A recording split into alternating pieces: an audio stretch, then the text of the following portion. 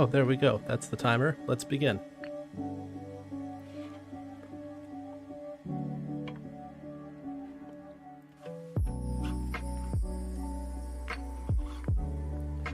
Welcome, one viewer. Thanks for stopping by. Hopefully we'll have some more company soon.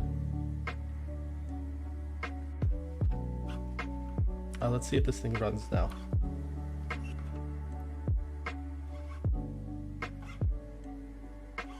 You know what? I updated the picture shape, but not the collision shape. So let's update that.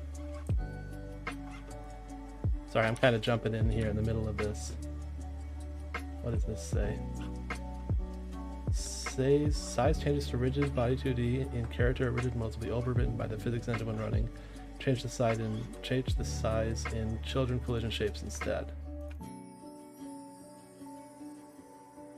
So what if we just reset this and run? That looks right.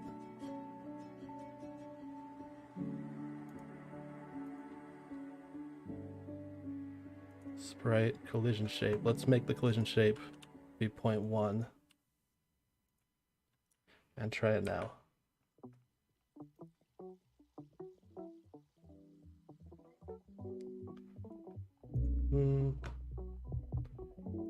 Let's look at this.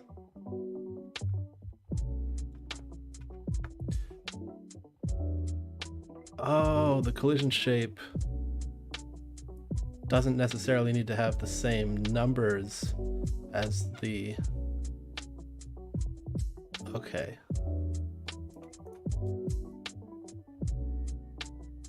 This should work better.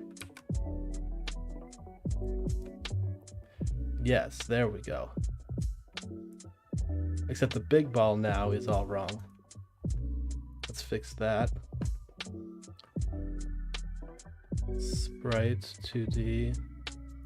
Collision shape is tiny. Let's make it bigger. How big is the sprite? The sprite is just at scale of 1, but it's clearly not big enough. So let's make this bigger. Up to 2. Oh, it's a 2-to-1 thing. Okay, fair enough. Now let's run it. Hey, there it goes. That's what it should have looked like last night.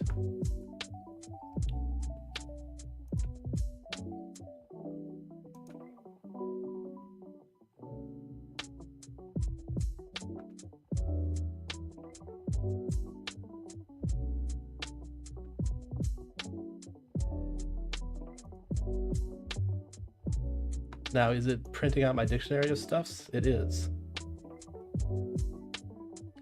But sadly, the dictionary is not. Let's move that out of the way and just watch. We can stop it now. 100, 120, 140, 160, 180, but then it goes back to 20, 200, 40, 60, 80. Oh. 1, 2, 4, 6, 8. Oh, that's unfortunate. The way it displays it. But let's just plot this out.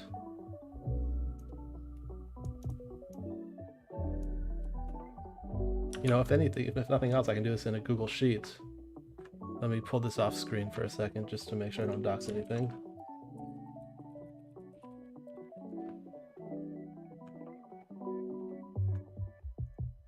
I don't need a tour, I just want a new spreadsheet.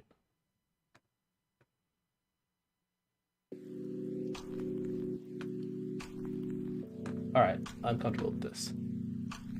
So what I'm going to do is copy these data from there into here. We've got 49 that have a velocity from 0 to 20. Sorry, I'm kind of jumping into the middle of this, but I was in the middle of something last night and I'm just continuing that thought. Okay, 20. From 20 to 40, we have 105. From 40 to 60, we have 150. From 60 to 80, we have 119. From 80 to 100, we have 67. 100 to 120, we have 44. From 140 to 28, we have 140. Up to 140, we have 28. Up to 160, we have 22. Up to 180. Oops. Up to 180, we have 8.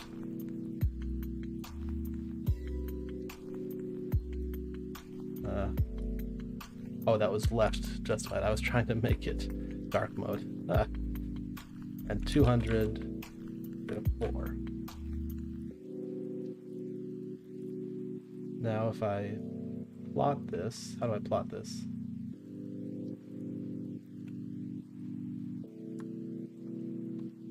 Insert chart.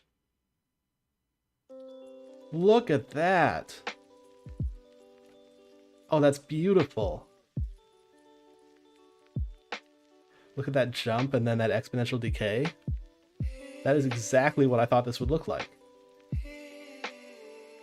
Let's in fact kinetic energy distribution gas. See, it looks just like the textbook or the Khan Academy picture. Are you seeing that? That is so cool. Let me just leave this up on screen for a while. This comparison. Oops. That's Khan Academy. And this is my data generated from Godot. You know what? A plot is not complete if it doesn't have labels. Not legend. I want chart and axis titles. Chart title, where are the axis titles? I don't know how to use Google Sheets, it turns out.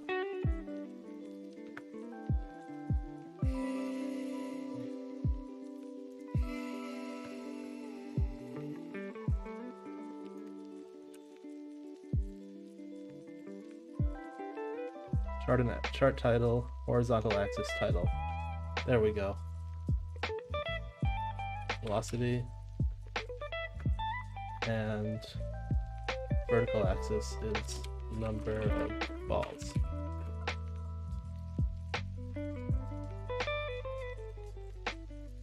Okay, close that. Bring this out a little further.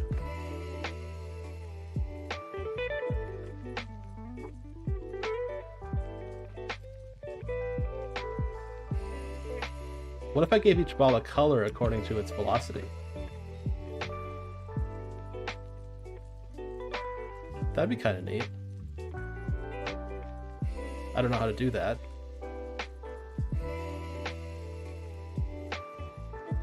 Whatever, let's just play with it some more.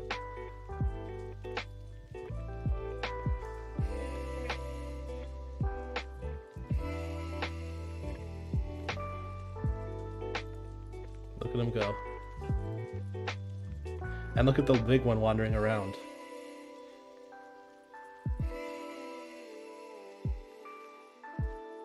That's called Brownian motion, and you see that with bits of smoke in the air. Except it's kind of too heavy. But at least you can see it moving left to right randomly.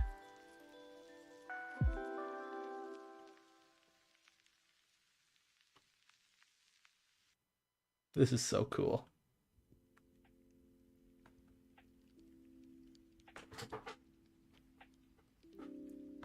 It runs a lot smoother when I don't have quite so many. Speaking of which, how many do I have? I have 1,000 so far. 1,000 it can handle pretty well. 4,000 it starts to sweat.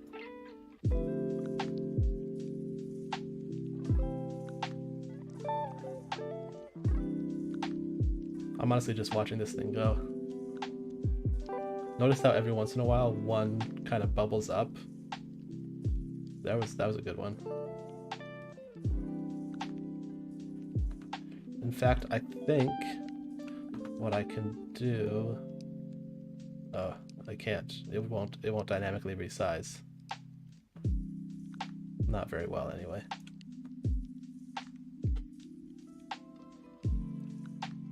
Leave it alone and let it.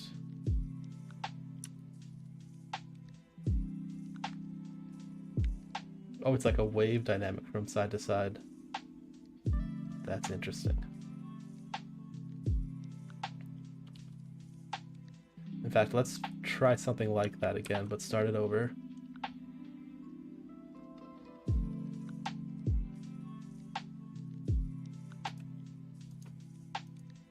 Really fill up this side. Let's see what happens.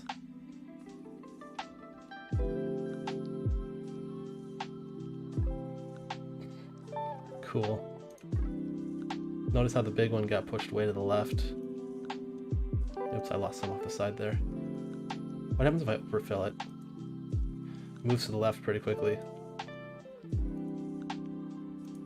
I think it's gonna freak out if I overfill it like this. We're only up to 1700. I wonder if they'll eventually start escaping if I fill it up too much. Yeah, I'm breaking the physics here. I think I might have seen some escape. Let's keep adding. 22, 23, oops, lost some off the bottom there. I wonder if the statistics are still good. Wait for it to come through with one of them.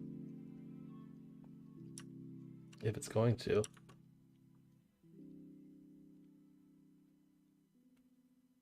There it went. Alright, let's put it out of its misery.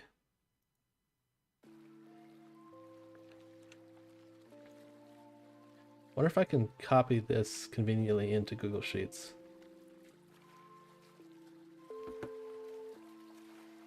I'd be chuffed if I can.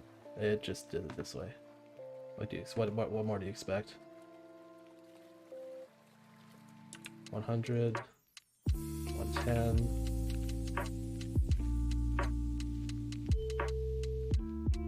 120. I mean, I could drop this text into Python and parse it pretty quickly, but let's just do it this way. 140. Paste. 160 to 135.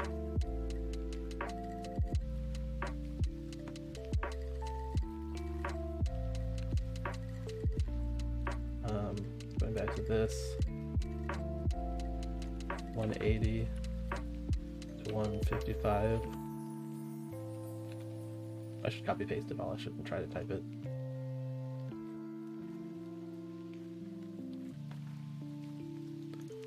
$20 to $20, interestingly enough. 200 to 145. 40 to 40. Oops. 44.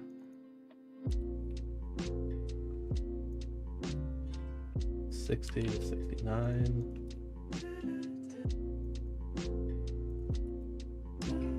I've got it like super pressurized, so it's much more at the higher velocities. 80.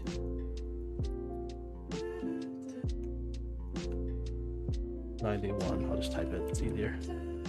Whatever. Then move this chart up. Can't really move it there. Insert chart.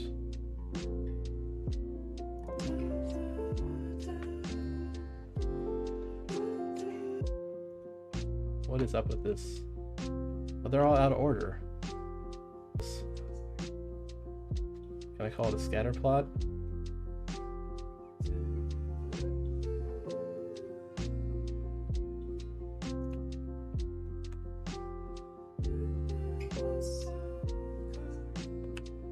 Okay, I'll just try to sort these. This is kind of embarrassing. I might have to cut them and move them over here.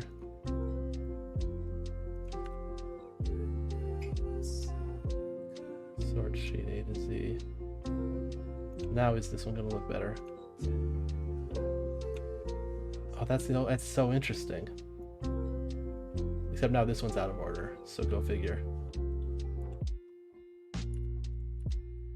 So let's bring these ones down here. Can I sort? You know what, let's just add a new sheet. Then we can sort this sheet A to Z. Now we can make a chart.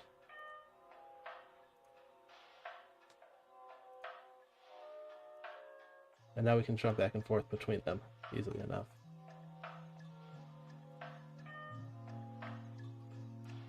Well, let's give this one its horizontal axis title. Philosophy. Thanks to everyone who stopped by. It's good to see you all.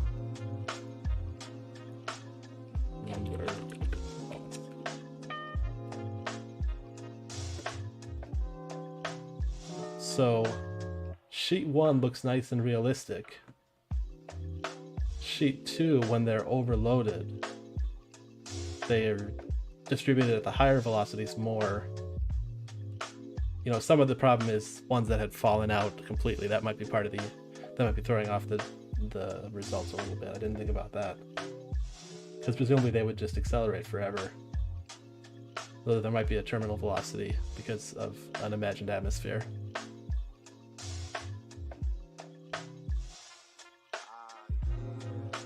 Let's go back to looking at this one. This one's a lot prettier.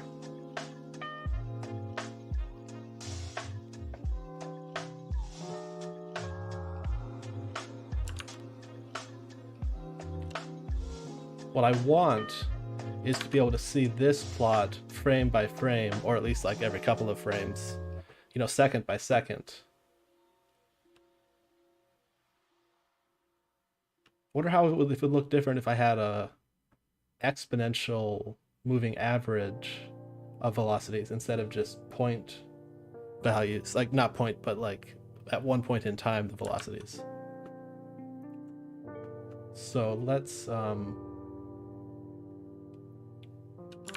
actually let's go to Git, see what the diff is. That is so cool. So you can actually see in code what I changed. I'm gonna bring this over.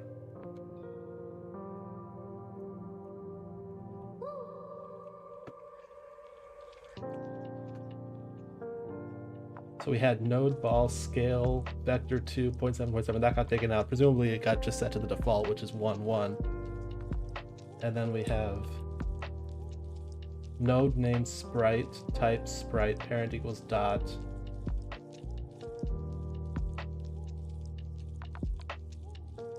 Oh, it was at 0.02, now it's at 0.1. It was at 0.1, now it's at 0.2.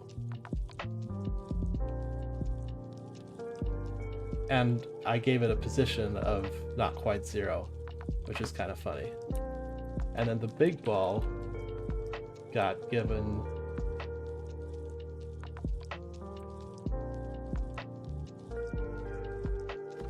Am I off screen here? Something's weird, but let me just do the git diff again. Oh, I see why that was weird. Let's make this even wider.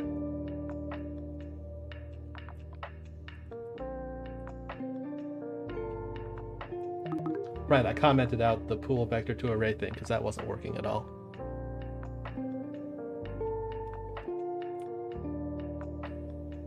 And I changed the scale of the collision shape 2D belonging to bigball.tscn. That is so cool that I can just see all of that.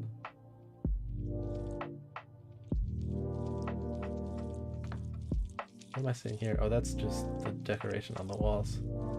Cute. Okay, where do I go next with this? What are the errors? Oh. Yeah, something was wrong with the way I was drawing stuff.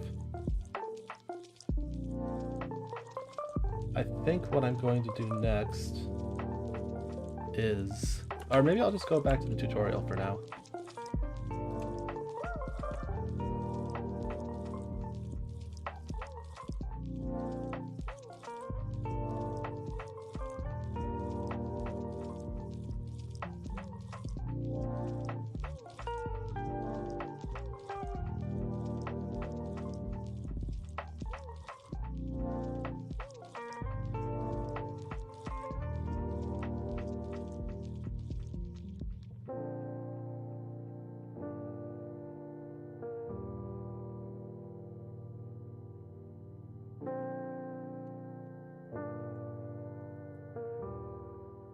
Oops, did I just mix up there? I pasted a bunch of numbers into the source code. That's not going to work very well.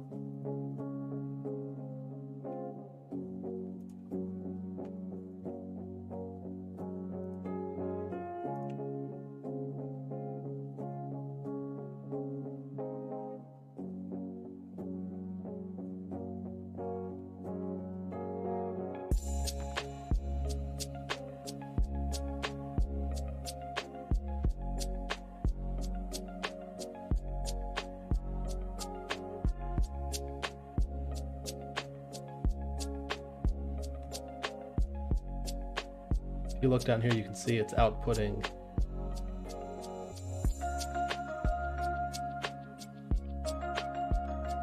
the velocity statistics in the debug window.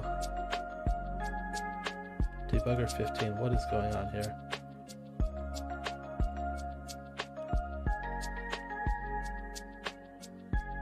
P texture is no, it's true. Yeah, I don't understand what I'm doing wrong there.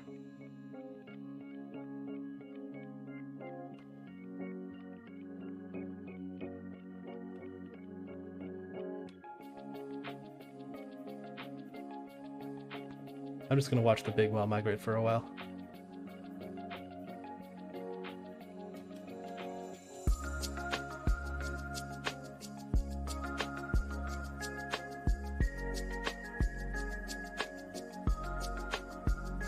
And put some more little balls in.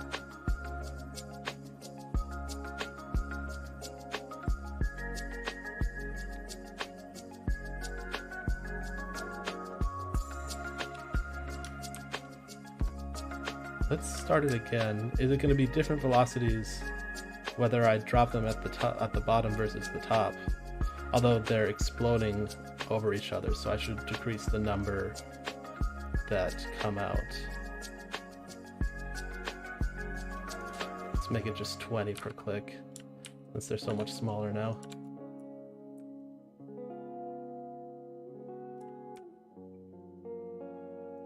That's better. We drop them all like around here. Notice that everything I'm dropping, well, that one really got. Let's take away the big ball for now. So it's just the little ones. And this will be interesting to watch. I'm gonna spawn them all like at this level, but you'll notice that occasionally some of them are gonna reach potentially this high.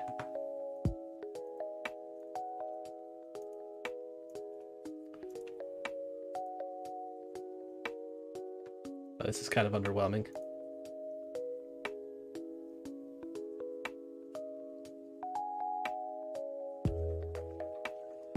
So notice that, okay, they're not jumping as high as I thought they would, but they are kind of jumping.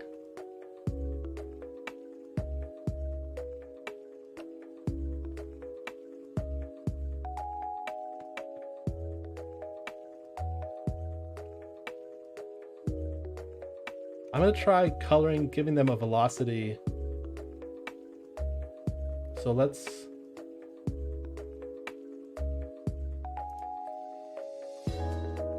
Wait a second. How do I... Well, let's use main.gd. We have...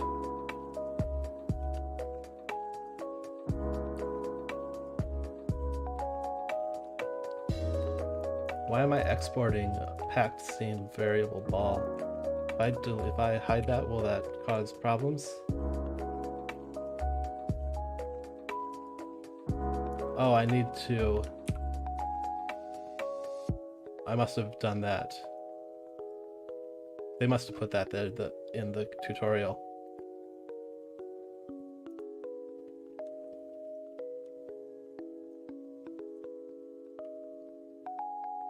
What if I say export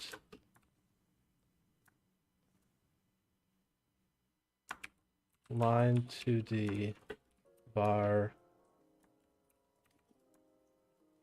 the var line 2D.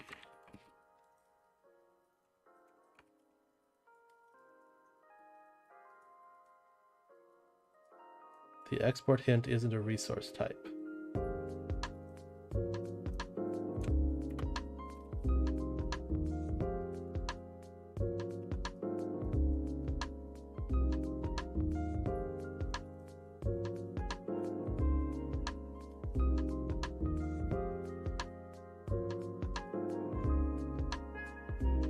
What does that mean?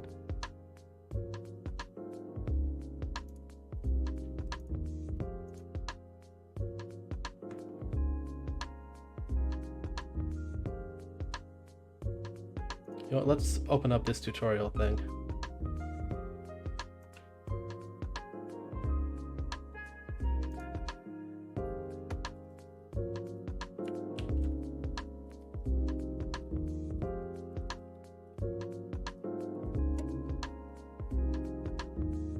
Let's go to Captain Fubar.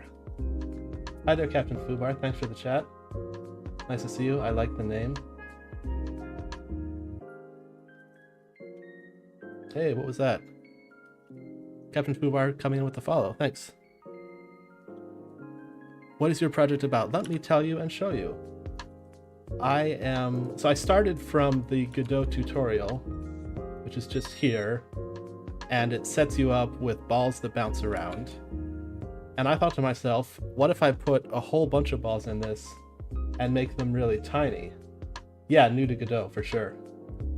You might have guessed otherwise with me doing something ambitious like physical simulations, but definitely new to Godot. Let's comment this out because it's clearly not doing anything I want it to. And here's what I've been working on is I fill this up with bouncing balls. Just put a whole bunch of them in there. I guess it's every time I click, not every time I hold my mouse down. And here's the interesting part. I calculated a histogram of, it's probably hard to see, but it's coming out here in the debugger, a histogram of velocities of the balls to the number of balls in that velocity. And if I go over to, I hear your CPU begging for mercy. You should have seen it before when I had like thousands of them. Well, here we'll offload the processing and plotting. So here's data that I copy pasted out of there, and it shows this. And the cool thing about that is it totally looks like the textbook for what a distribution of velocities. Actually, these are kinetic energies. And velocity and kinetic energy are related by one is the square of the other. So it's not exactly showing the same thing, but the shape is going to be essentially the same. And yeah, I'm geeking out that this toy that I'm playing with is valid enough in the physics to, oh, and look, you can see one's bouncing up, and that's how evaporation works. It's a little different in evaporation because then you're also dealing with forces between the molecules. Whereas here we just have gravity and then collisions between the balls. So it's a simplified system, but it does some of the same thing. Oh, look at that little one bouncing around.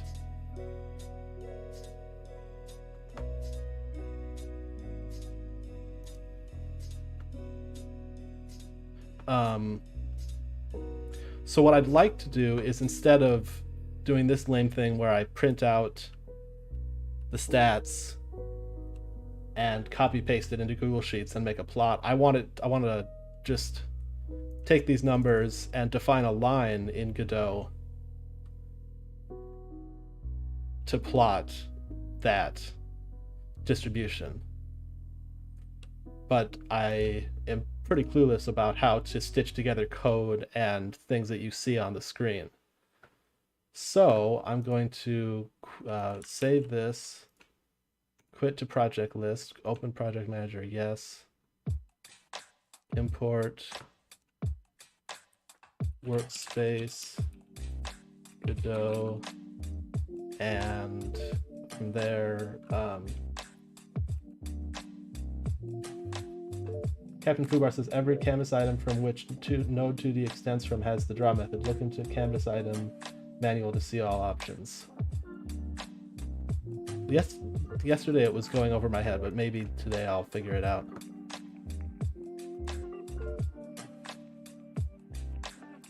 Alright, let's go to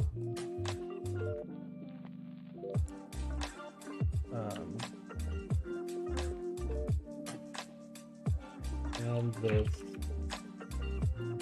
canvas item.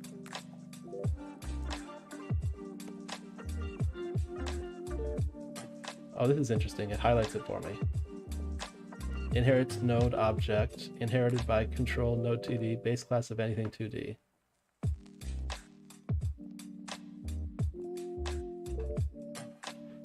Any canvas item can draw. For this update is called by the engine, then notification draw will be received on idle. Okay, that looks too deep for me for right now. Canvas items are drawn in the tree order. A canvas item can also be hidden. Ultimately, a transformation notification can be requested. Custom drawing in 2D. Apparently I've already been on this page at least once. Captain Foobar says you are aware that Godot is basically all object-based. Look into the methods. I'm aware in theory that it's object-based. Canvas item.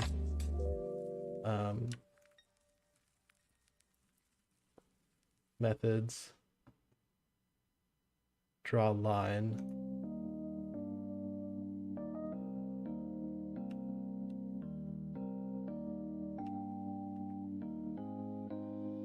How about draw multi-line?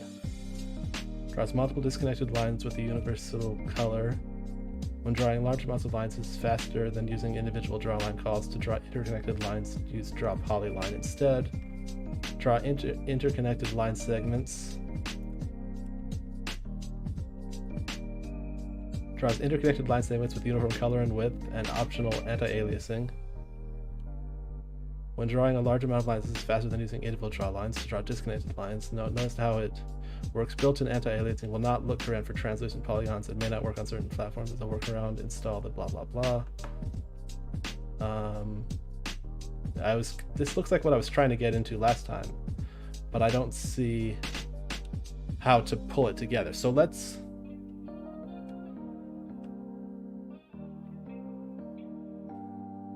possible to easily make any 2D node be a controller 2D node based. Draw custom commands. It is really easy to do it too. Draw custom is really useful. Add a script to any canvas item derived node like controller node TD, then override the draw function. Okay, this looks like I'm getting somewhere. A pool vector array is just that, an array with vector 2 points. Let's quit to project list, open project manager, yes. Go back to instancing. Oops, what did I just open?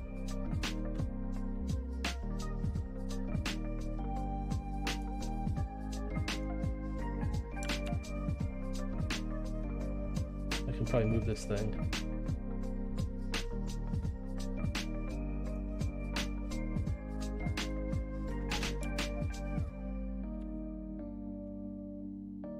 Add a script to any canvas item derived node like controller node 2D, then override the draw function.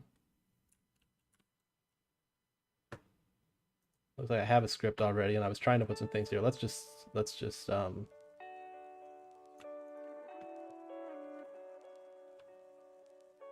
the difference to other arrays is that it is not fragmented in memory. Interesting. Let's comment out all this for now. Extends no TD. 2D, probably want to put that at the top. Oh, it's already there. And comment out that because that's not part of this current tutorial. Draw commands are described in the canvas item class reference. There are plenty of them. Updating, the draw function is only called once.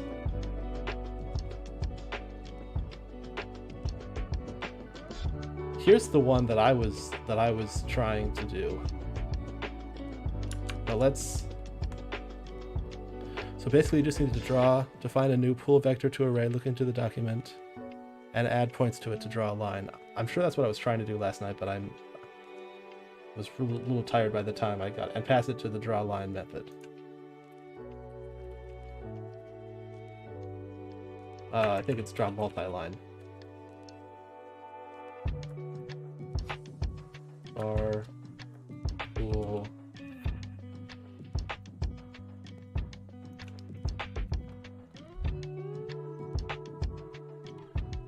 vector to array.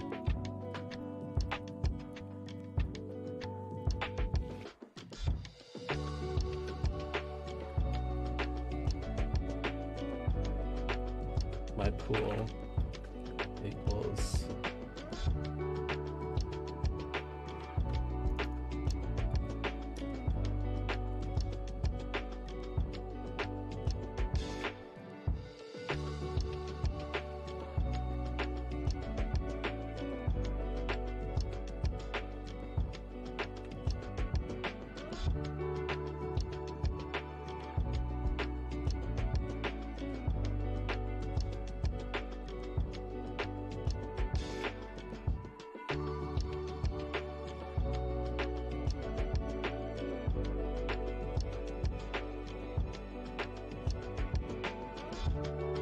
where'd my window go?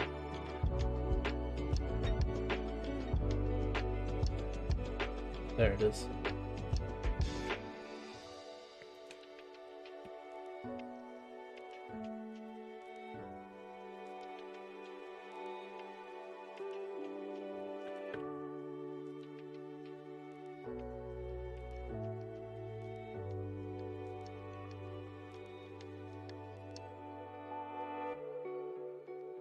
var name colon type equal value. Okay.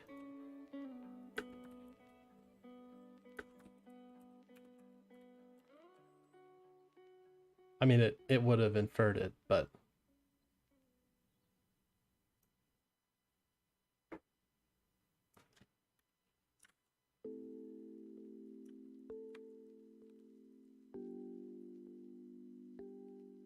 oh, I need an array of.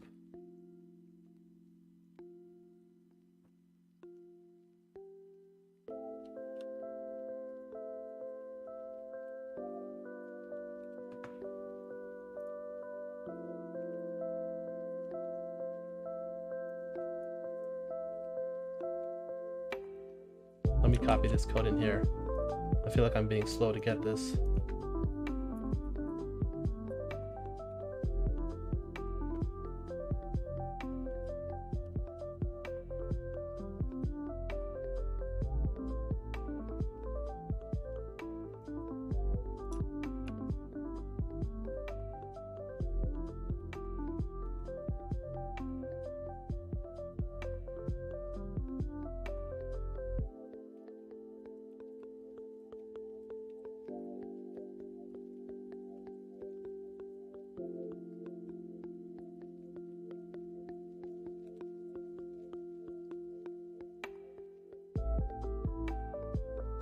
Look into the doc of pool vector to array for the available array methods, mostly the same as a normal array.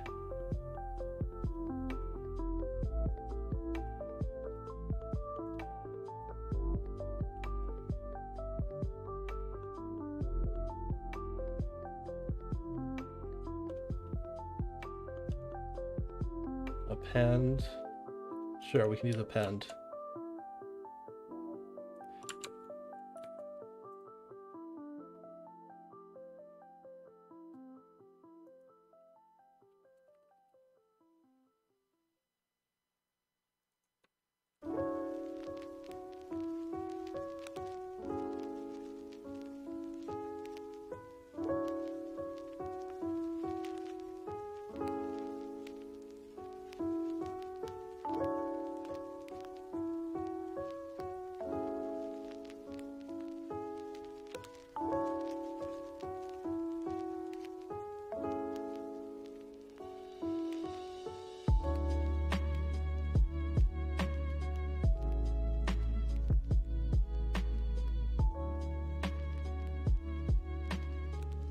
I'm sure I'm missing the point of something here. Let's int below and just see that that much is working.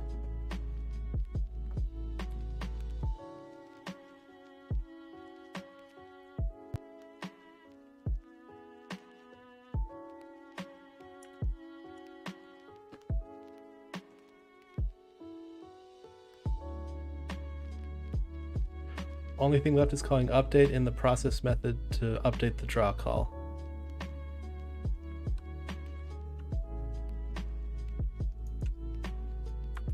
Func process update.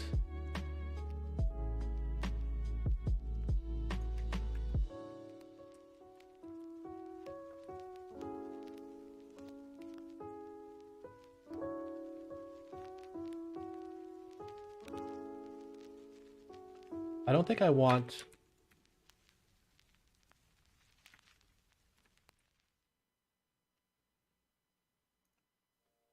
let's try this.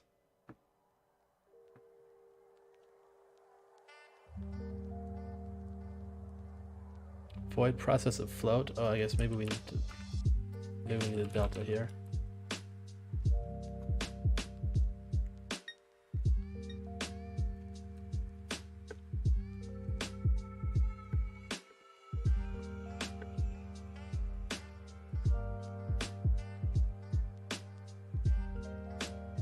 Expected at least 3. You need at least 2. Yeah, okay, I need 2 vector 2Ds.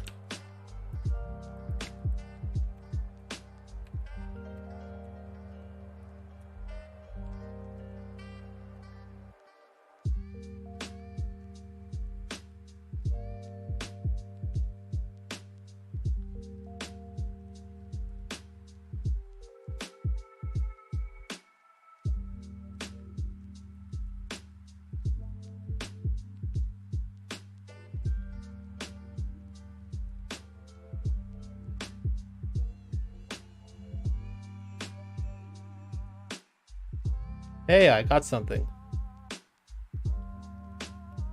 Color as lots of constants. I don't know. I'm not sure what that means. If you need a simple color, all you need is color.red. Okay.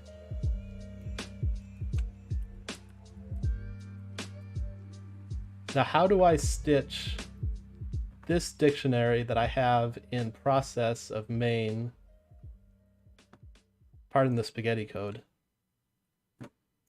but I've got this dictionary. I've got this dictionary of linear velocity to count. I want to use the numbers in there. I want to use the numbers in there to draw my line.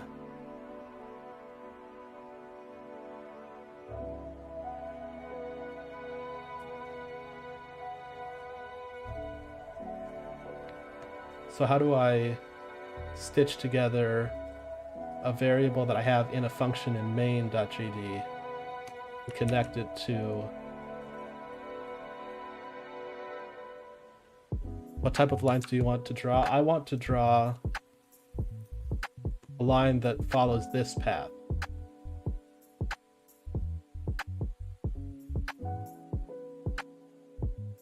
So I have from the output, gosh, it's doing that every so often. I have this dictionary right here.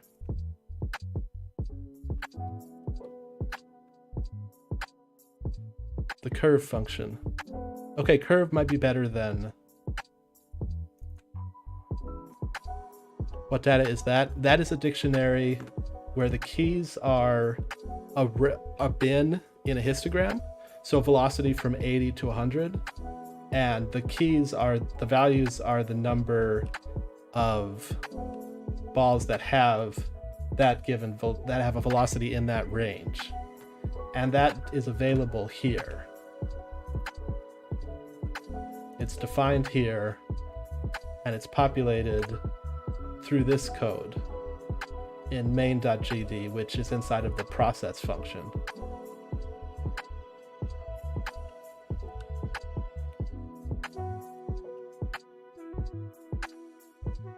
Maybe if I just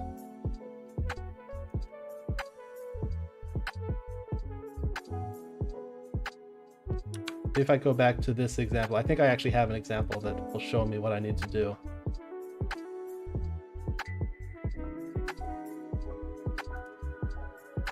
Yeah, this one.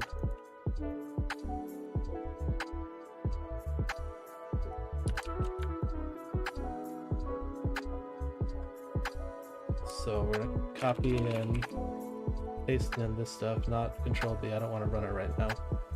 It's not gonna work anyway.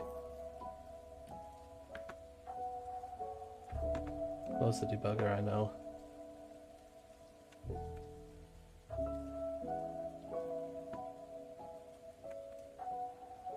Func draw.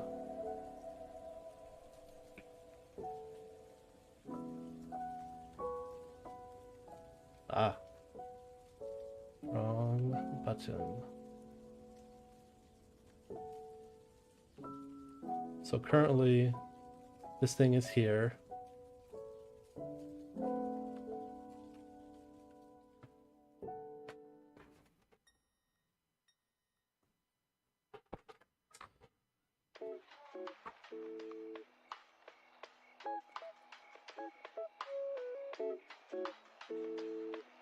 Maybe I have to do,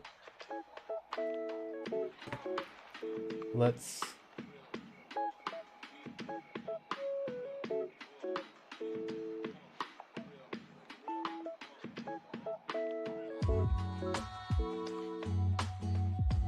the variable is an export. So should I do something like,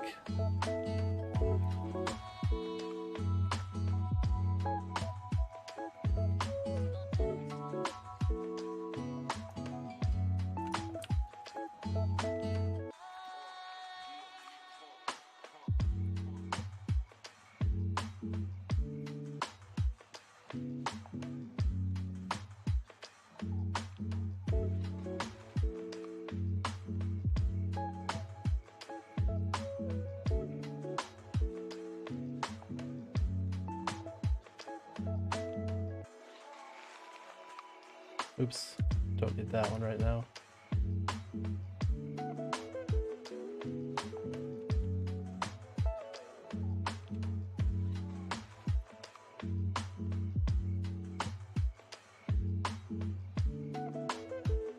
Open your inspector.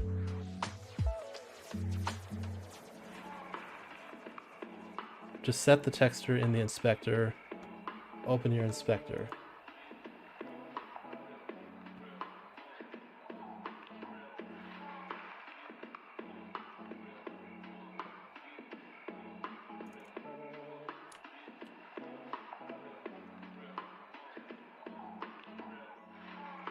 Stop the execution of the game.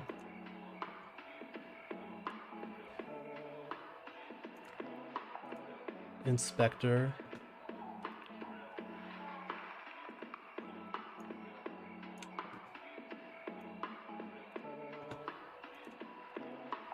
There. You see the script variables. I do see the script variables. Texture.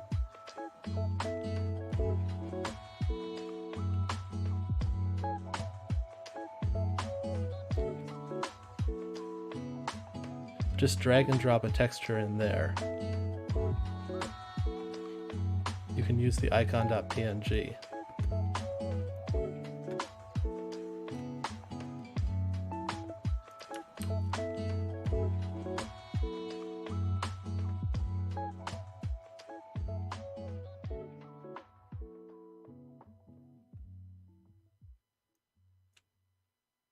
But I don't want it to be an icon. I want it to be defined by the values inside of my dictionary here.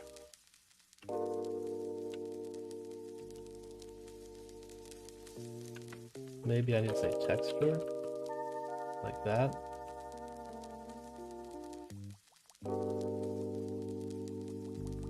Aren't you testing the script you copy and pasted? That's right, I copy pasted a script. You're a bit all over the place. That's because I have a very clear idea of what I want to do and no clear idea of how to do it, so I'm grasping at straws. But thank you for trying to help me with that.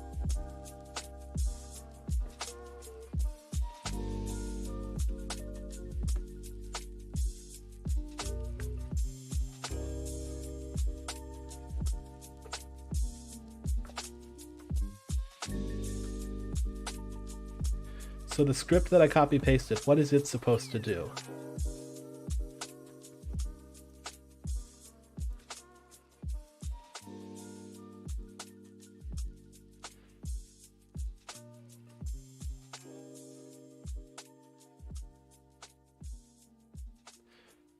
Captain Fubar says, well, I showed you how you can draw lines. Now you only need to fill up that pool vector 2 array with the points you need. Let's get rid of what I copy pasted out of that script, because I don't think it's helping me.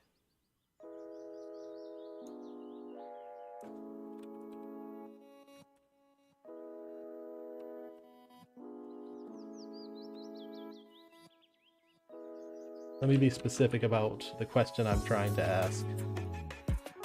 First, let me run it. Okay. I have a ball there, that's good. Something went weird though. Okay, we need to comment that out. Stop the game.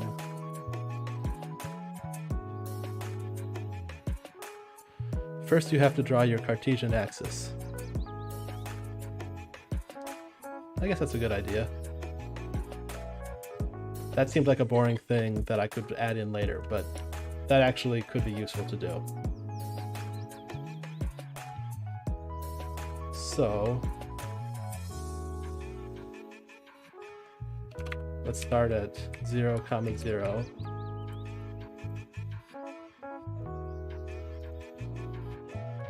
X, Y, 0, minus 100.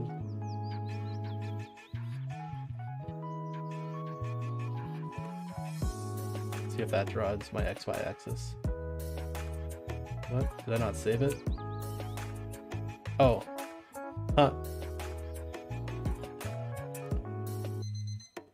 It would help if you define vector 2 as an offset. What does that mean?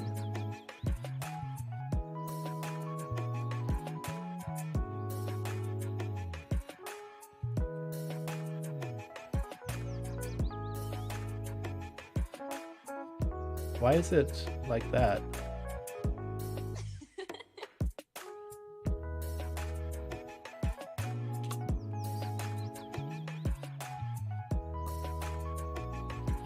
Oh, because indexing from top to bottom. Negative Y is up. Thank you, I realized that eventually.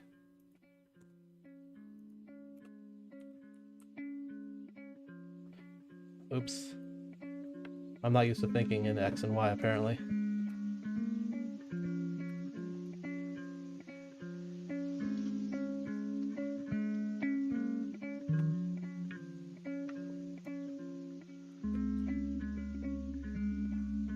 Okay.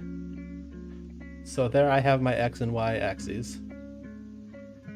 That's progress.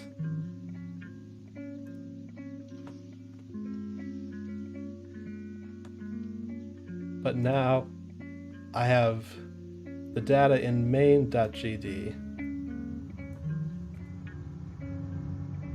and I want, it's going to complain because I defined the array but didn't use it.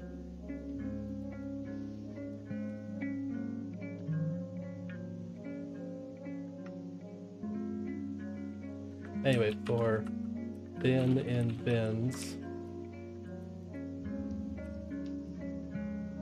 X, var x equal bin var y equal dict of yes at bin.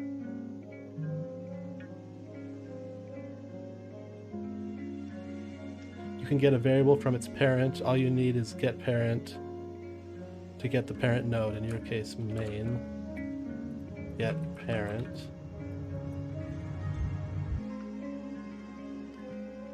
It's main dot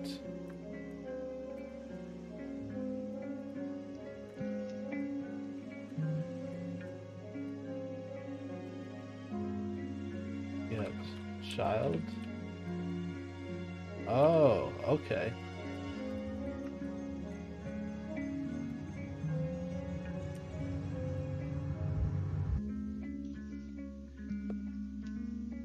Get child call.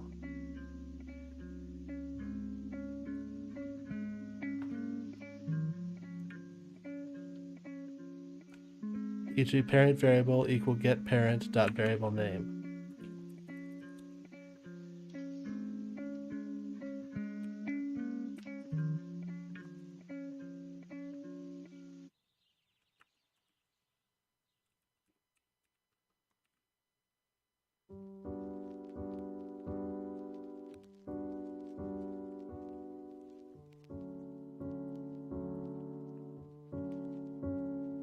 Question mark. Oh no. I'm confusing you. I apologize. So I have these x and y, and I can make array equals pool vector to array, and I can that dot append a vector x comma y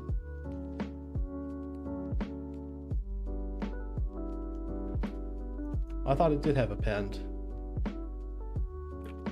What does it have? Does it have push? ARR. Ah, thank you.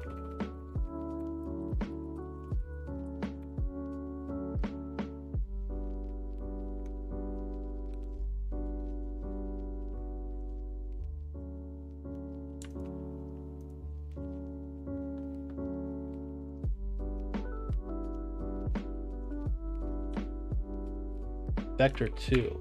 Ah, for 2D. Yeah, now that's nice and green.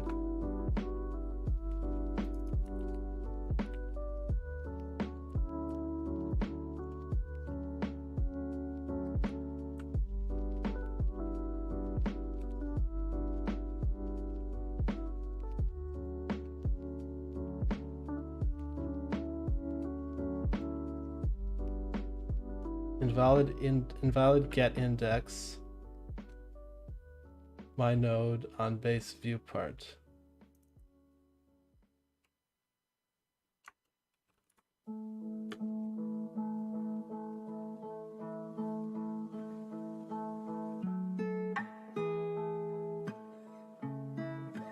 Index. What's the numeric index?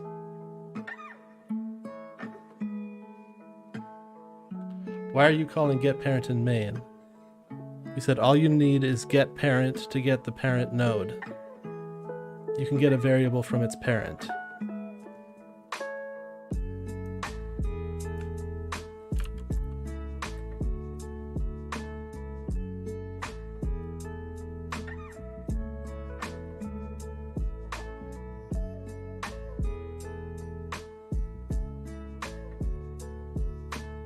Hey, this might actually be doing something.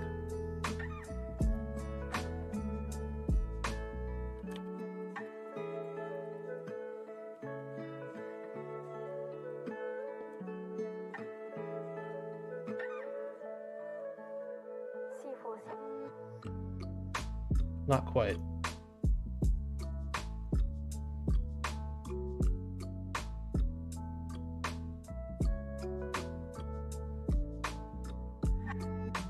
All you need to do is type the node path with a $sign.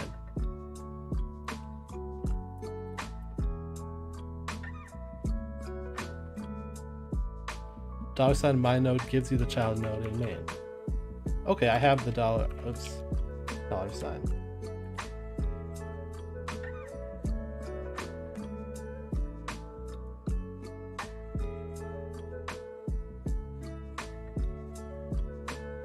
Draw polyline. Main.script.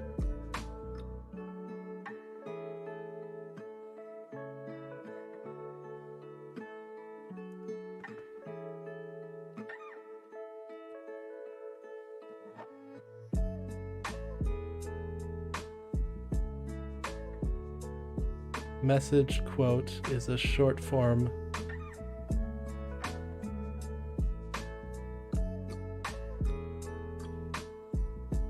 quote. Oh, $ is a short form to call the method getNode. Gotcha. GetNode, myNode TD, 2D. So am I doing this right when I say .draw polyline? This array has the data that I want it to.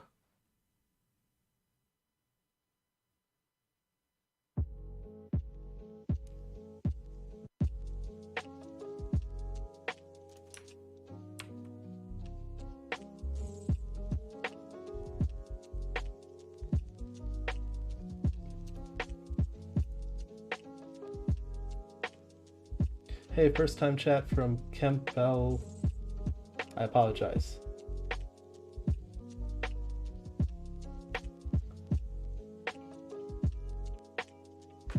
Campalejo, I hope I have that close to right, says, hello bro, can I get a little help? I can try to help you. Captain Fubar was just trying to help me, but I think I keep getting stuck.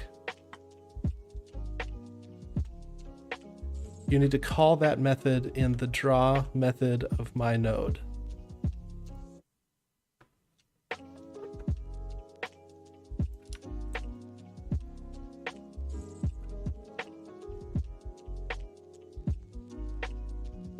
Okay, we're getting somewhere, but the issue now from that I see, well, it says it right here, the identifier ARR, let's stop running the game, isn't declared in the current scope. So if I have to call the function, well, for one thing, I don't think I need. If you want to pass Campman, I don't think I'm going to do your homework for you.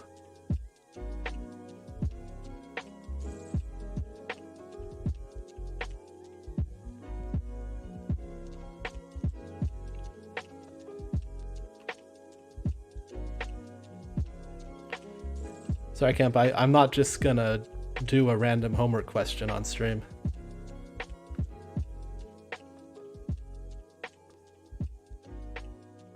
Also, I don't know how to do it because I don't know what PLN is. So Captain Fubar, you're saying if you want to pass the values, add a new function to pass the values of your pool vector array. Func new function.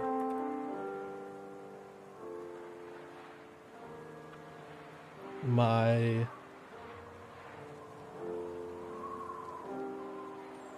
define a new variable in my node var that is your pool, my pool vector 2 array equals pool vector 2 array parens. Okay.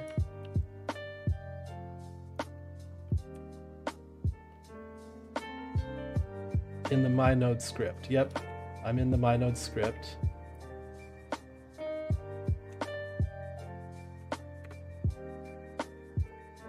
Let's say draw polyline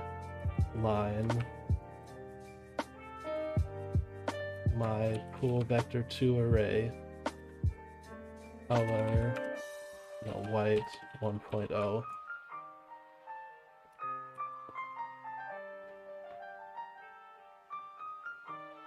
This is, I think that's a thumbs up I'm seeing. Is that right? A little hard to see. Seems good.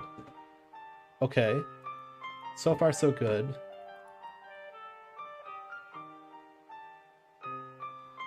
Now pass values to it like before. Does that mean my line to the dot my node to the dot my aha, now we're getting somewhere.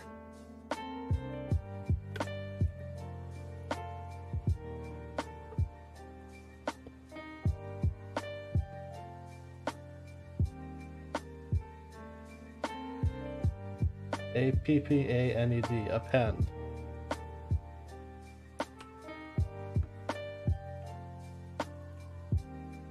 Yes, we have something. Except it's upside down, but I can fix that. Oh, this is exciting.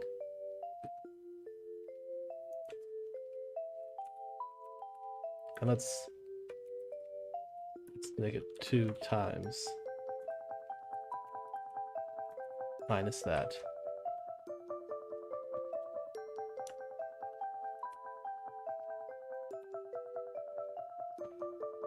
Is it running?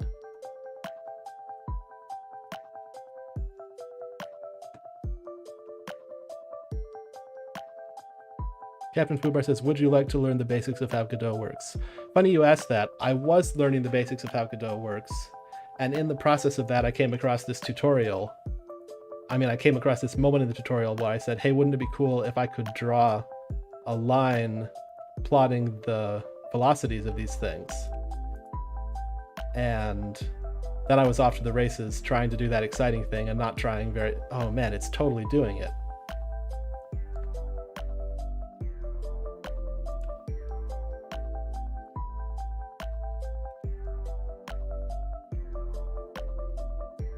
Except it's too tall.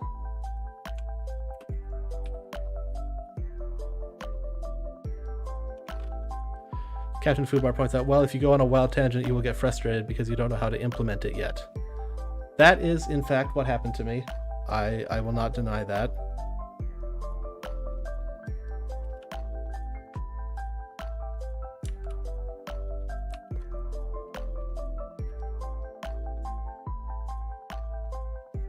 Captain Fubar said, I'd hate you to get frustrated of Godot because it is an awesome tool. Yeah, I'm not frustrated with Godot at all. I saw it happen too many times. If I'm frustrated with myself for trying to jump to the exciting stuff too soon. But I can reel it in. I should probably add axes on this graph and some more detail at the lower end level of it. Let's add some more balls.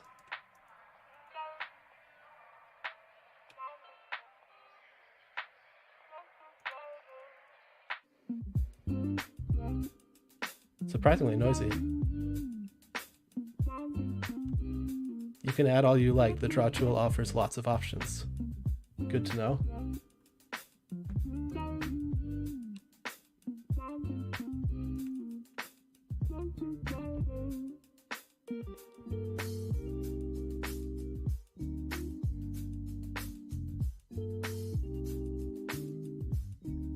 Now that I've got it working, I'm a little underwhelmed by it, to be honest. Partly because it's off the screen. But I'm going to call a tea break.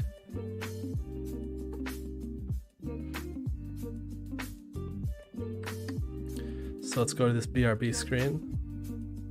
And I will be back shortly. Oops, sorry about that, bumped the mic.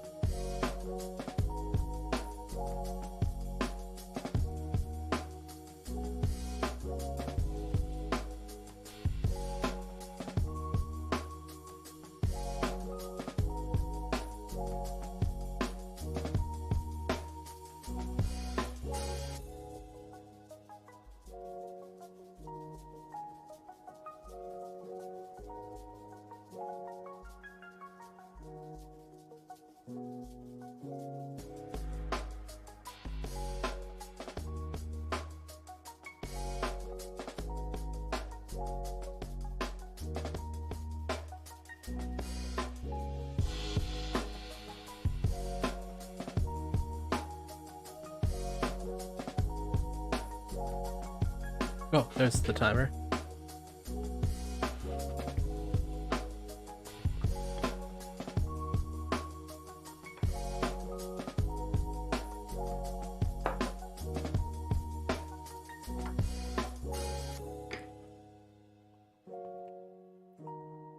Okay, so on the break, I kind of added some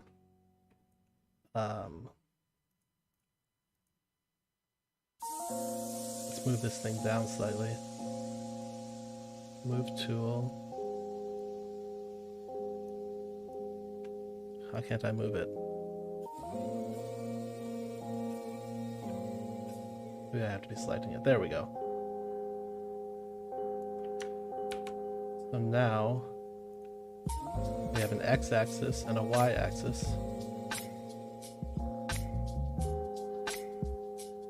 And it's still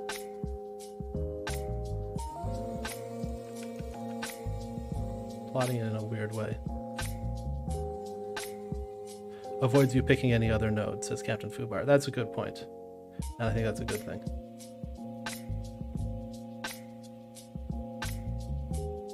So what am I doing wrong here with the way that I've scripted this?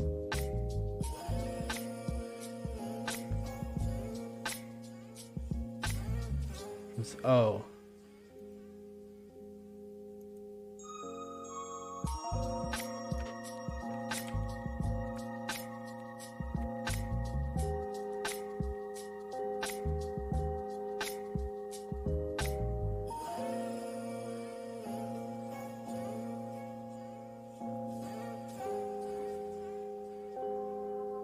See if that looks better. No, it still looks funny.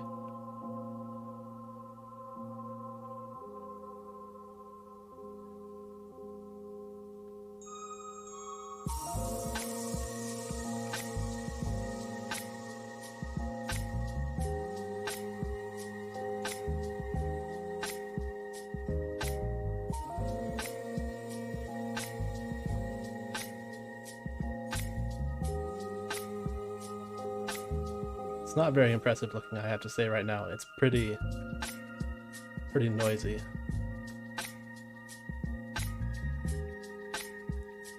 But that's physics. I actually got it doing what I wanted it to do. I suppose I could probably display other statistics about this.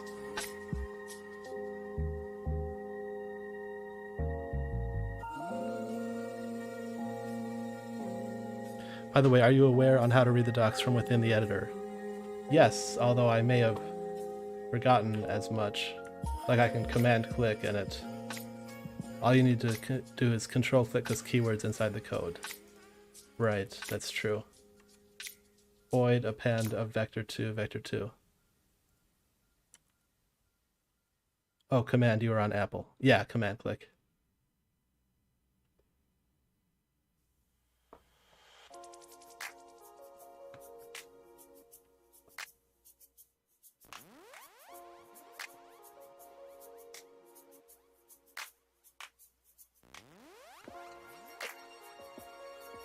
I don't know about you, but I could watch this for a while.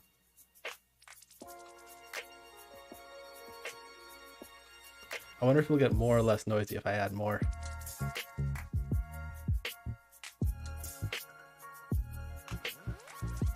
Oh, but it's harder to see now. That's a different kind of noise.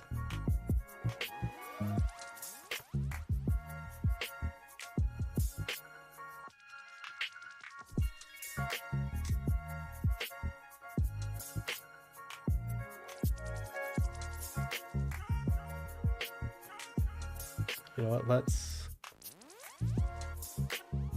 maybe not, maybe I don't want to mess with that. Draw background, thicker line, color. We'll make it a thick red line, that'll be easier to do than a background.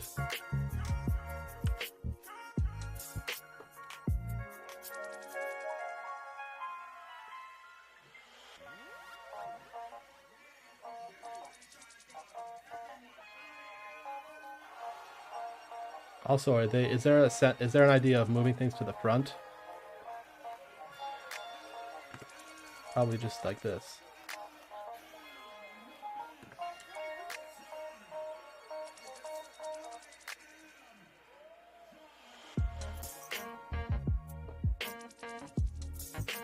Front would be bottom. Oh, it was already at the bottom though.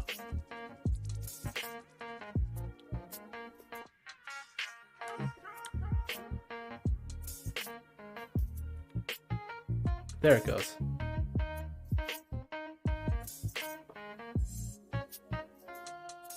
But yes, every node 2 derivative has a z index. Good to know.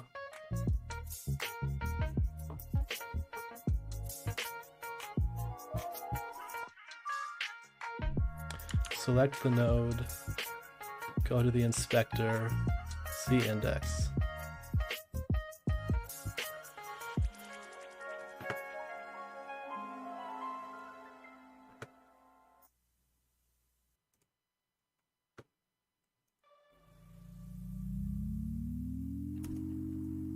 Z index 0. It says 0 for both of them,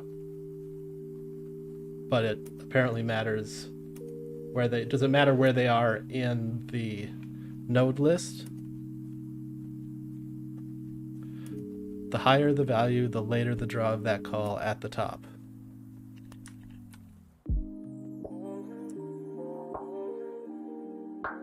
Oh, sure enough, it does matter.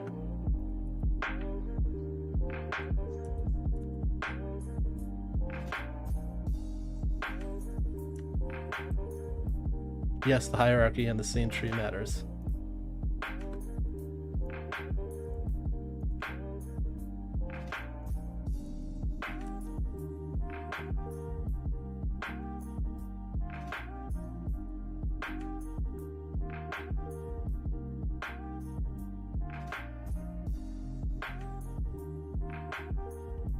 As I mentioned, the further down, the later the draw call of that node.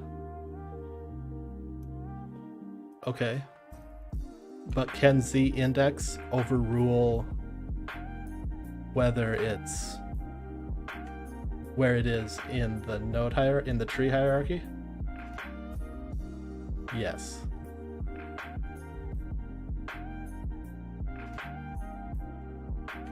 Let's look at the wall containers with this.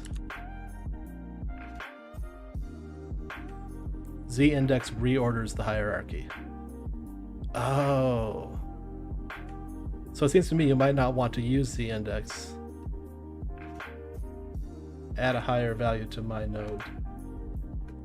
Z index. Set that to 5. And now it's definitely in the back. Set it to -1. I mean, and now it was in the... Wait, did I just misspeak? I think I did. Yeah, now it's in the front. Now it's in the back.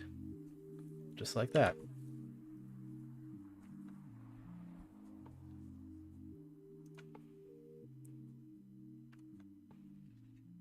For a while there, it was a nice smooth curve.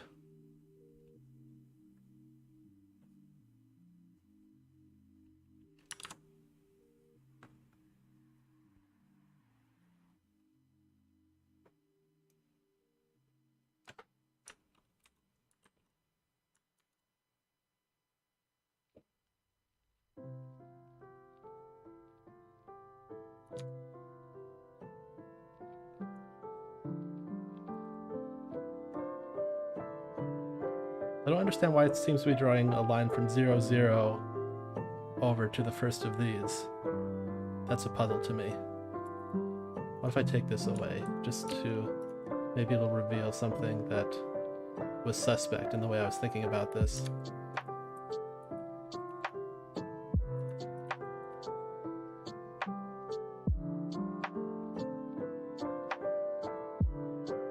Because it is probably the last line to the origin point. Oh, I think I see the problem now.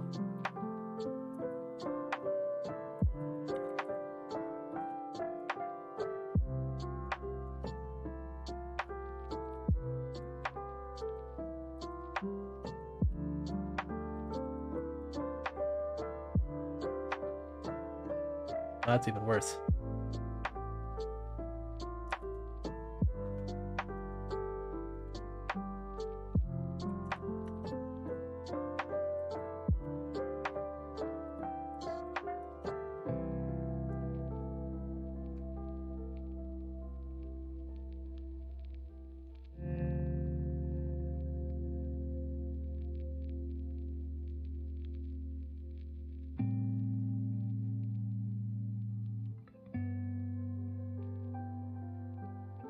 I don't know if you noticed it yet, but you can identify the object inheritance in the expector from bottom to top.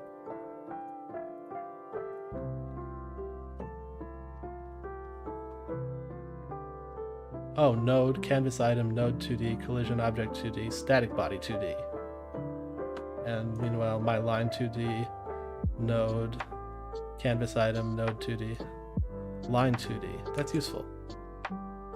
Cool. I definitely did not notice that connection before now.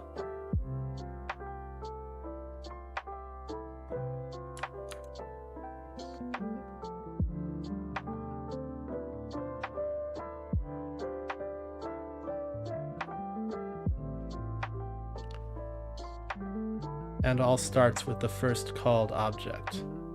Not sure what that means.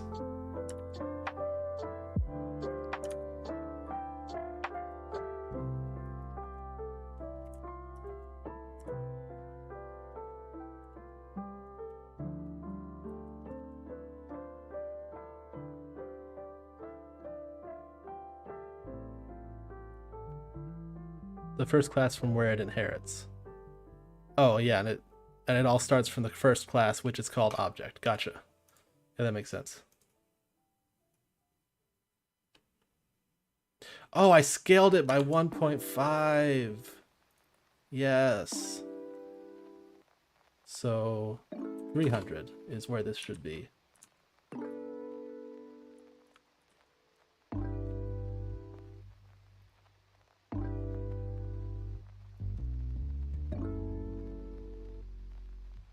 Still looks a little funky.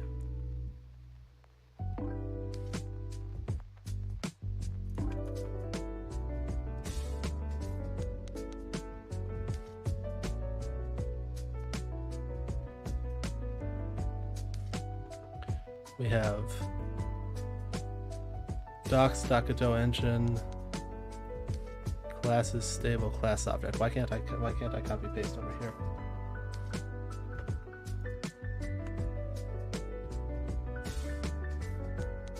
Copy link address.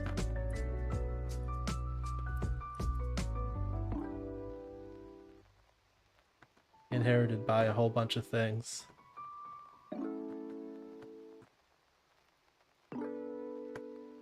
Base class for all non-built-in types. Every class which is not a built-in type inherits from this class. You can construct objects from the scripting language using object.new in GD script. Objects do not manage memory. If a class inherits from object, you will have to delete instances of it manually. To do so, call the free method from your script or delete the instance from C++. So use the free method.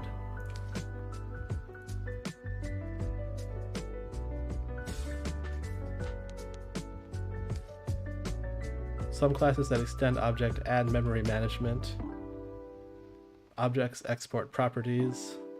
Property membership can be tested directly in GD script using in. Print position in n, other property in n, true, false. The in operator will evaluate to true as long as the key exists, even if the value is null. Objects also receive notifications. Notifications are a simple way to notify the object about different events so they can all be handled together. See notification. Note, unlike references to a reference, references to an object stored in a variable can become invalid without warning. Therefore, it is recommended to use reference for data classes instead of object. That went over my head. No, due to a bug, you can't create a plain object using object.new. Instead, use the class db.instance object. This applies only to object itself, not any of its descendants like reference.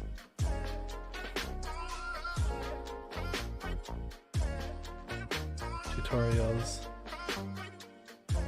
Reference is the garbage collector of Godot. Okay.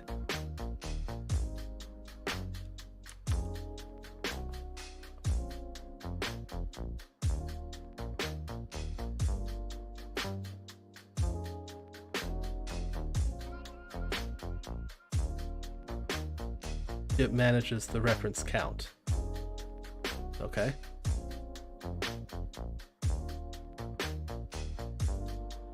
Of any instance.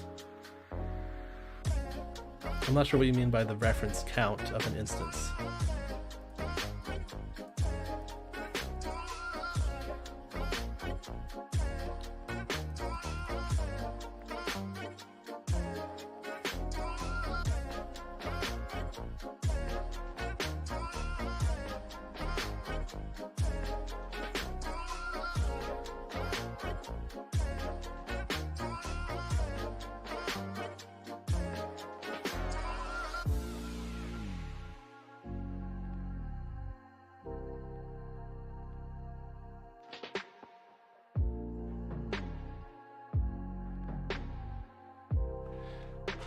Captain Fubar, if you create a new instance of an object, reference will keep its count. If no reference to the object exists anymore, it will be deleted from memory. That does remind me of garbage collection.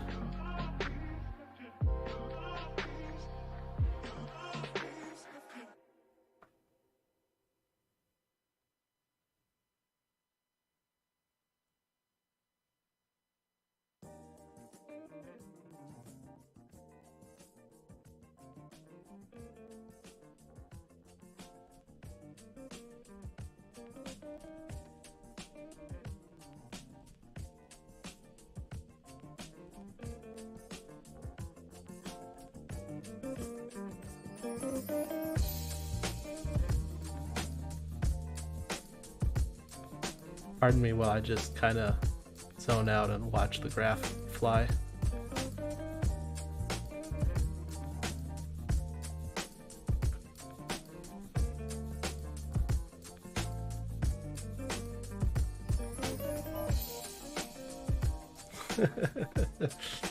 Hypnotized, I see. Yep, I'll admit that. I'll own that one.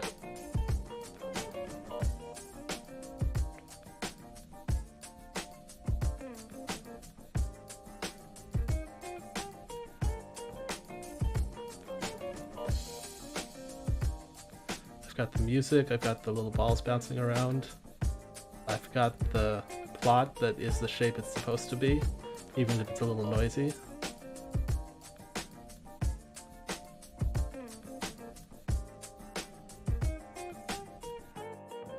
By the way, you could finish building your pachinko machine.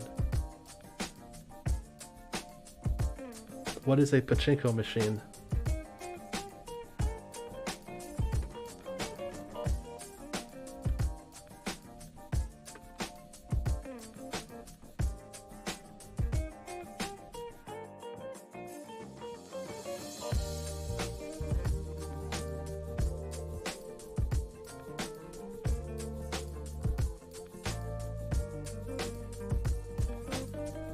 Okay, pachinko machine is a thing in Japan.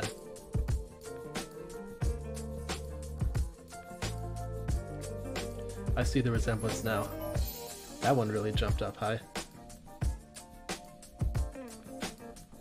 Never heard of those gambling machines where a ball falls through a maze? No, I never have.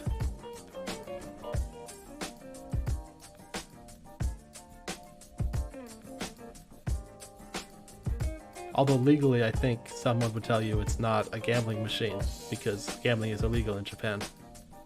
There must be an aspect of skill to it.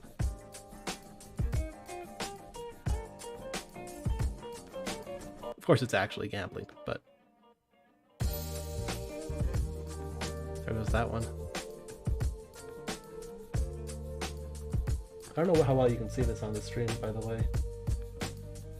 I can see it pretty well on the stream version.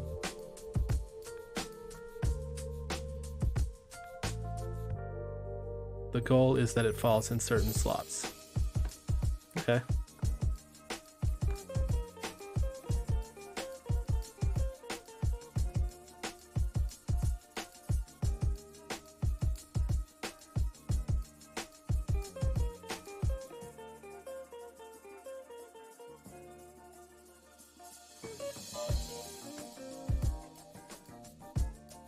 I think I'm gonna upload a YouTube video that's just this.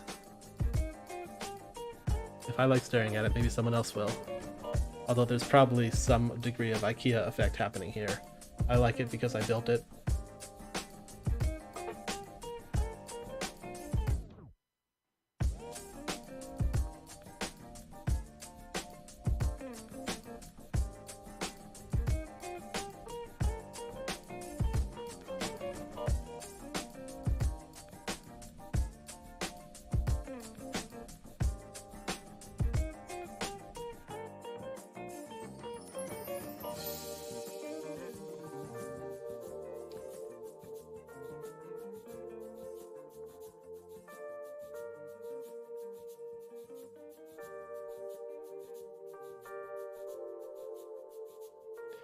Captain Fubar says, there are even a popular game for streamers here on Twitch based on that principle. Can't remember the name off the top of my head. Huh. Let's add some more.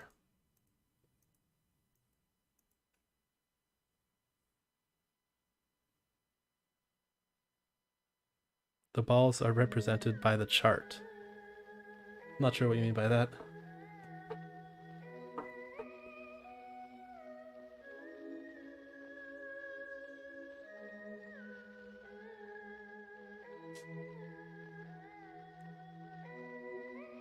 Oh, the balls are represented by the chat.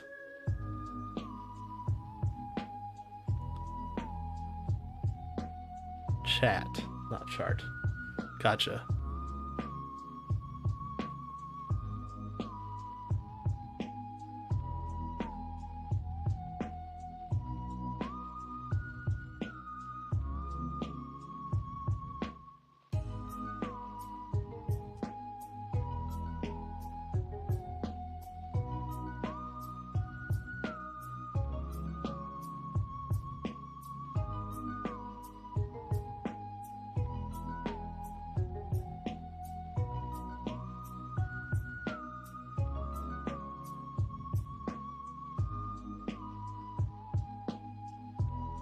Ah, remember, it's called Marbles on Stream. Marbles on Stream, huh?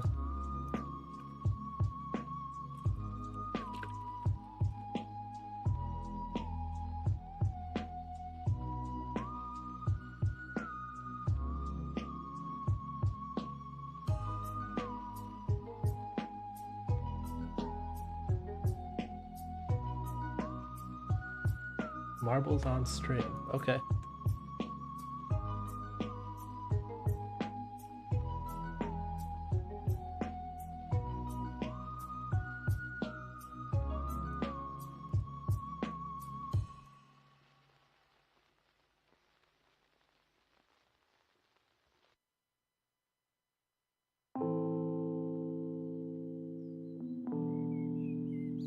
Before I forget, I want to review what I changed and commit it to the Git history.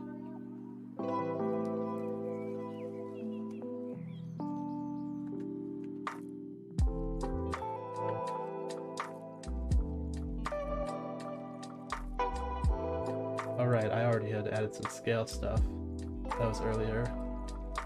Export line 2D line. This is in main.gd. Is that necessary? Oh, I commented it out, so no, it's not necessary. I changed the number of balls to 20. I commented out texture. I commented out... Let's clean up this code a little bit so I'm not looking at a bunch of unnecessary stuff.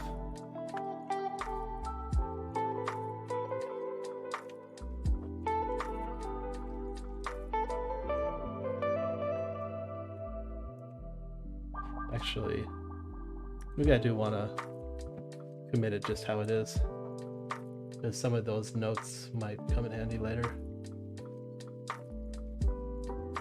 Var array equal pool vector array. I bet I'm not using array at all, but ugly code.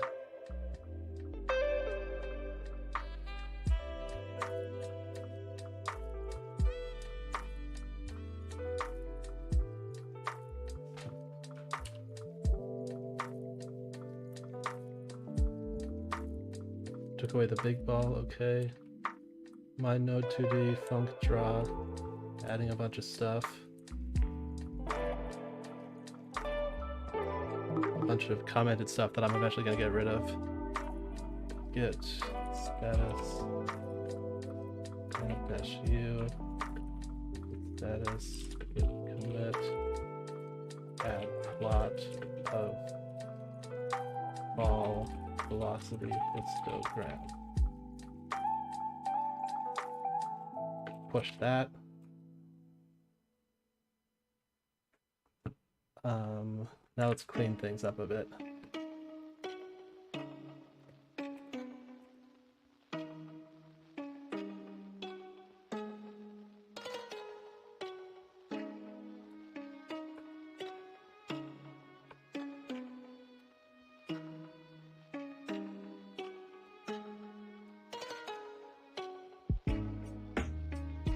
Captain Fubar says, clearly you have experience with code. Are you familiar with Python? Yeah, Python is mostly the one that I know.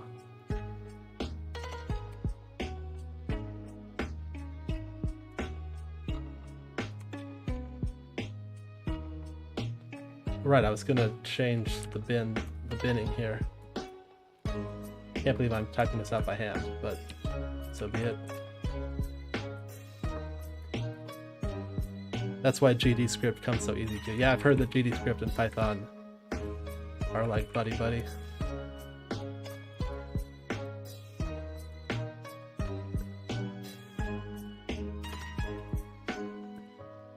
It's convenient for me, knowing Python and then trying out GD script and finding it just makes sense to me.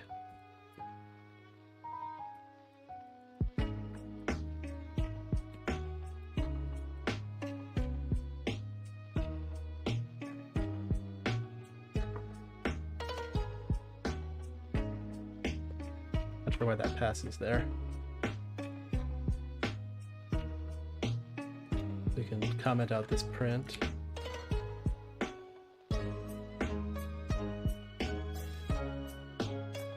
Okay, I feel better about that.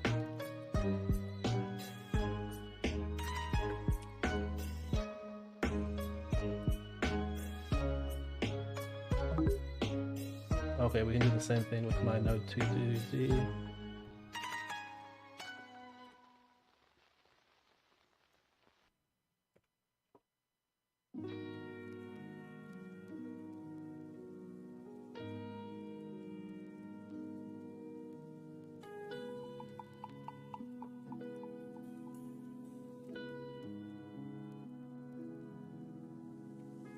Do I even need the ready here if it's not doing anything?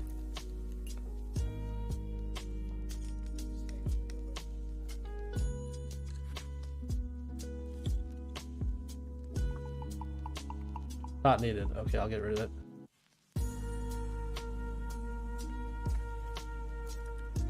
Let's make sure everything still runs.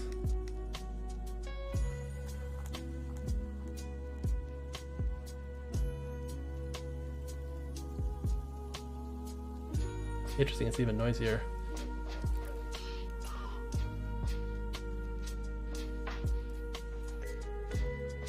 What's the multiplier on this thing?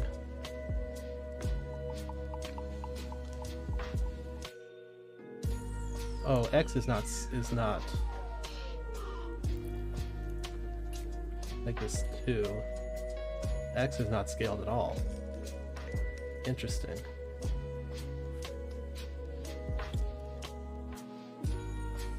Then why 300 to 0, 0 to 0 minus 100 to 0, 0?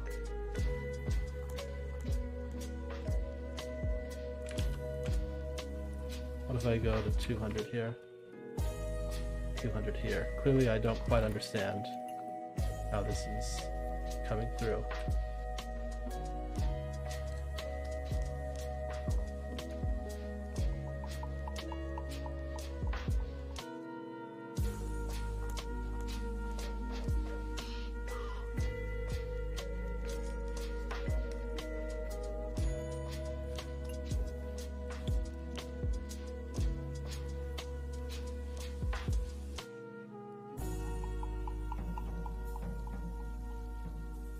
Now that's too tall.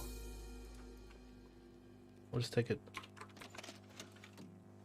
just negative that.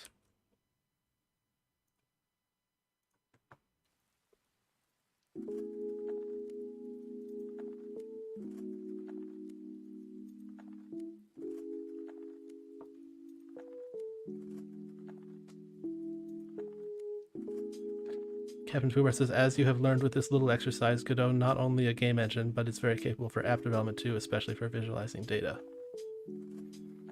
I mean, give something a programming language, and yeah, it's going to be powerful for that.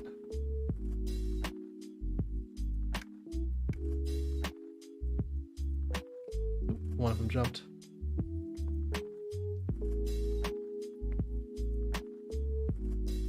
Let's load it up with some more.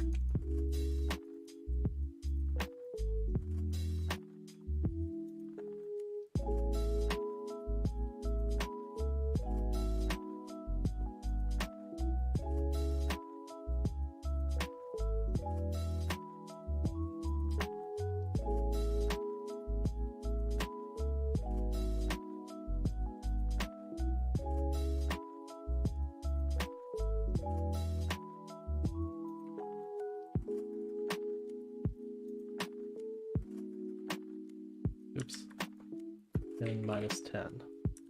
Try it that way. And let's let this go a little further. 210, 20, 230, 240, 250. And let's make this go to 250. I don't know whether it's at the start or the end, but maybe it doesn't matter if I do it both ways.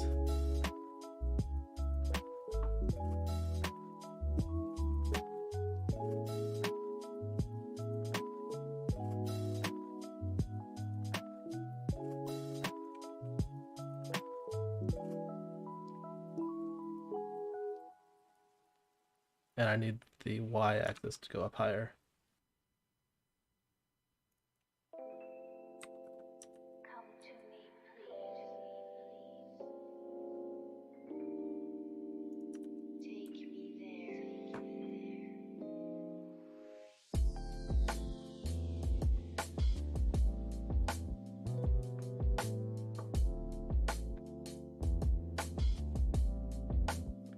Quite a few tools have been developed with Godot, from pixel drawing app Pixelorama to 3D retopology 2 for iPads, Cozy Blanket. It has much to offer.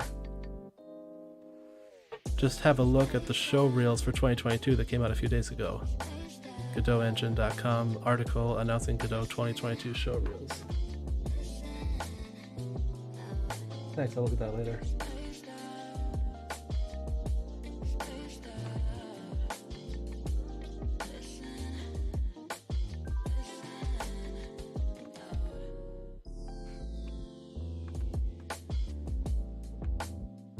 Okay, the timer is up and probably has been for some time. So this time I'm actually going to try to remember to make tea in the break.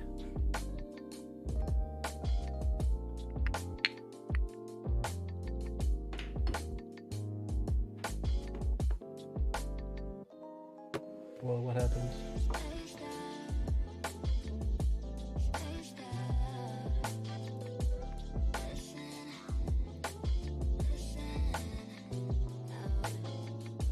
I heard something come on somewhere that I don't know what it is.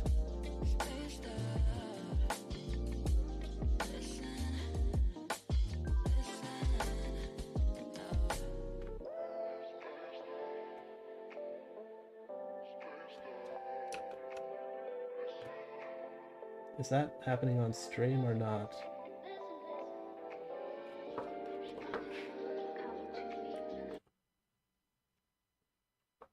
No, that's coming from my PC.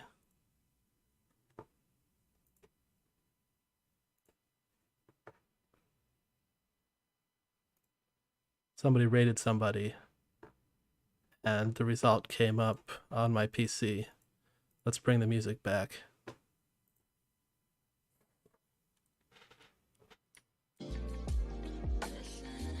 That was confusing.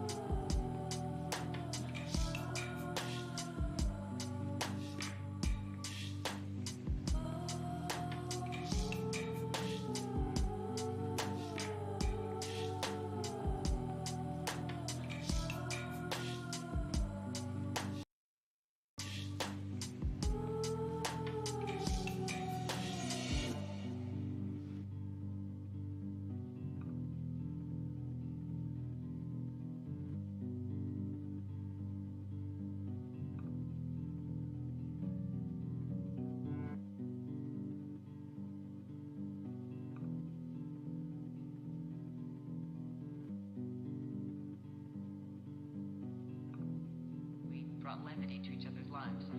But there's a lot more to life than that, and I realized that in these last few years. And we just became very different people. And so we had nothing in common overnight. It's very strange, but that happens.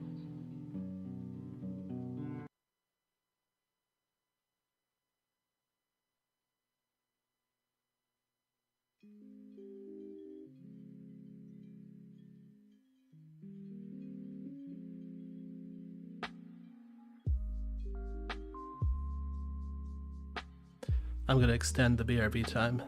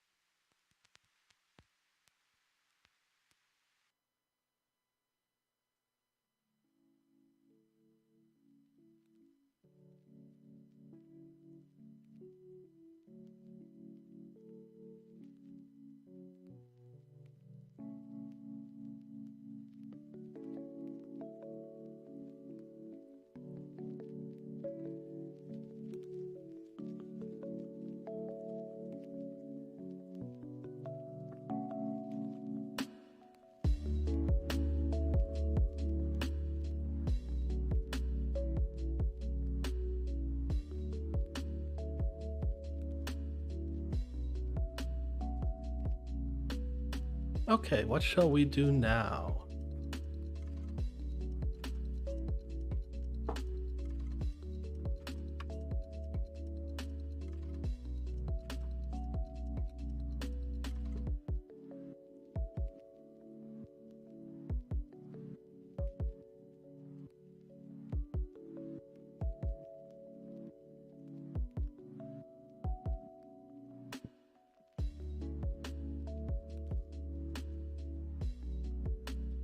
Might be time to call the stream for today.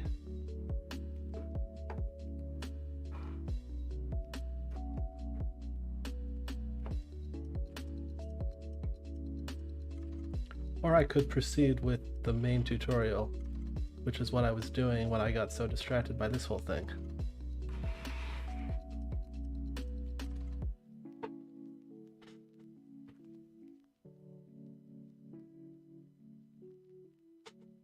Or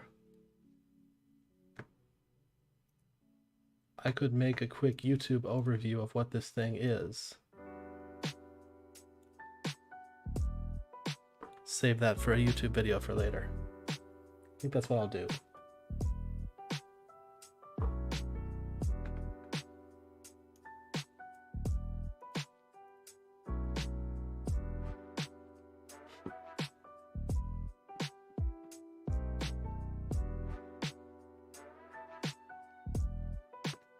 So for that, we'll put the music on pause.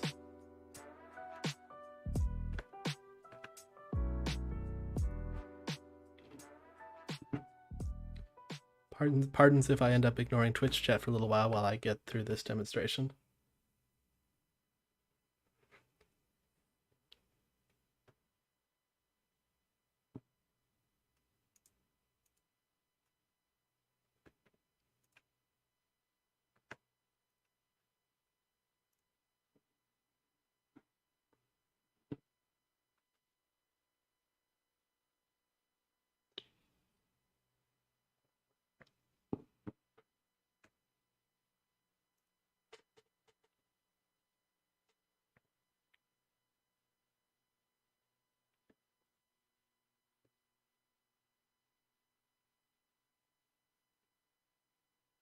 So the first thing I'm going to do when I go for the local recording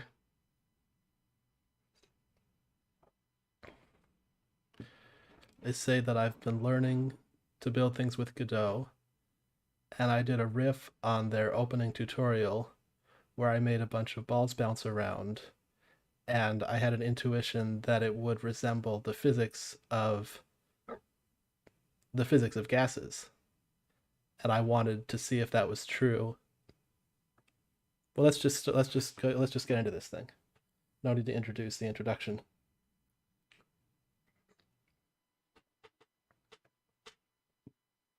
Three, two. Hello, YouTube. I have been learning how to build things with Godot, and I'll be getting into that in a moment. I followed the tutorial and came to a point where I realized that, yes, it's nice to have 6 balls bouncing around in a designed environment, but what if we had a few thousand? And to see the answer to that, I came over here to Godot and I added some code that instead of dropping 1 ball when I click the mouse, it drops, I think the current number is 20, something like that. Well, let's run it and take a look. You'll notice that there are some extra lines over here. What's that about? Well, that'll start to look like more of a thing as I click my mouse about 20 more times.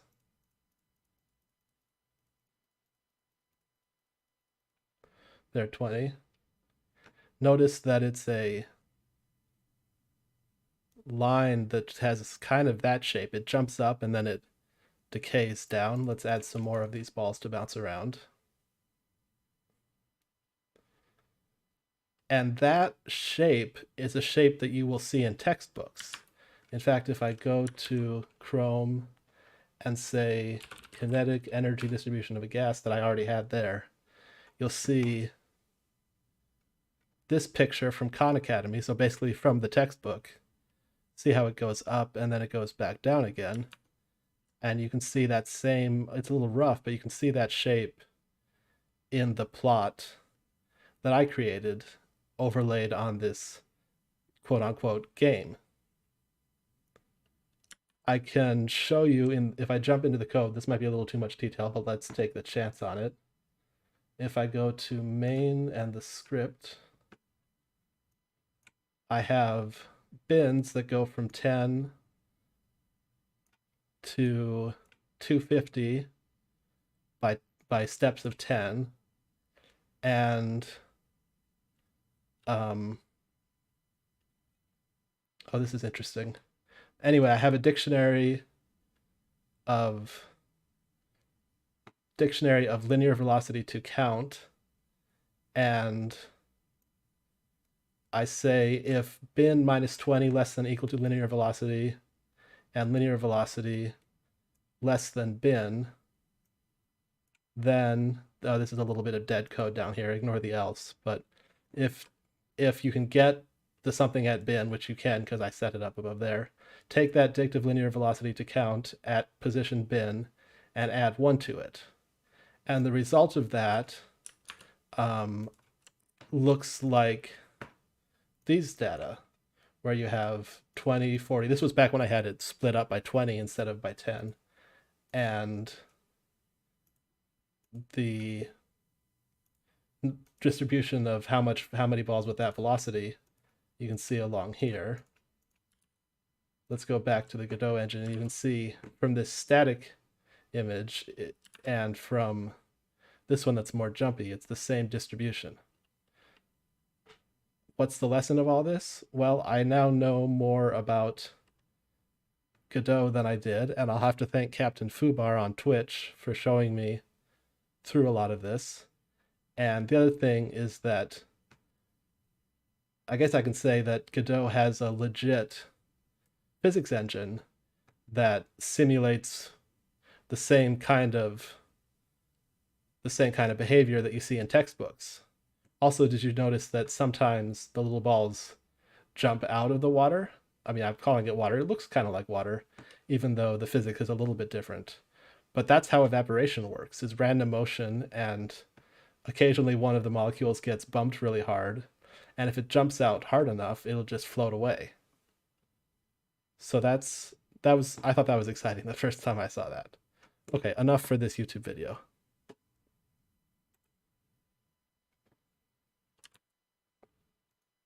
Now I think back to the tutorial.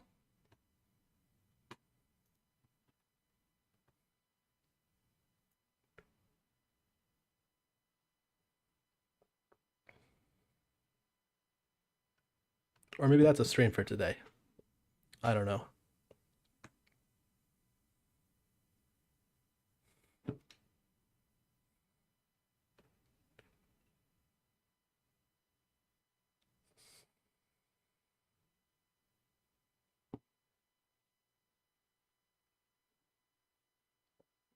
I'm just gonna drink some tea.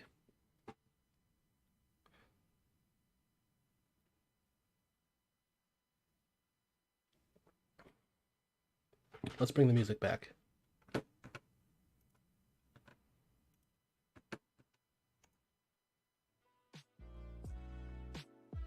Yeah, that's nice.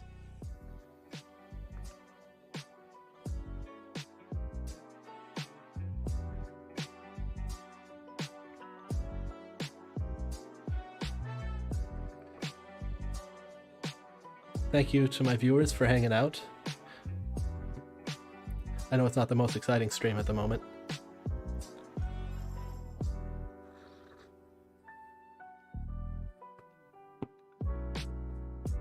In fact, I might just restart this and watch these balls bounce around for a while. I almost want to take this thing away. Just watch the balls without the analysis.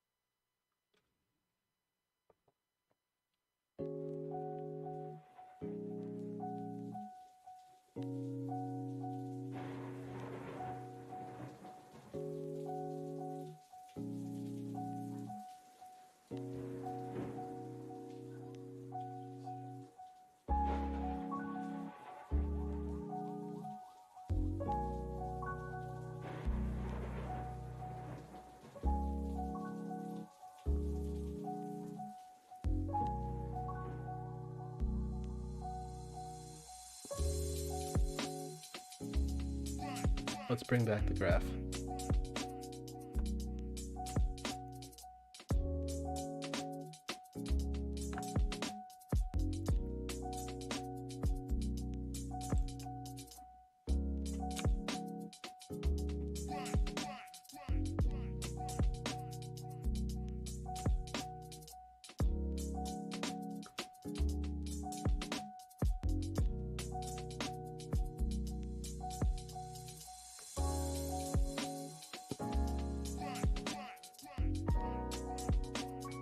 Let's see if we can break it by overloading it with balls.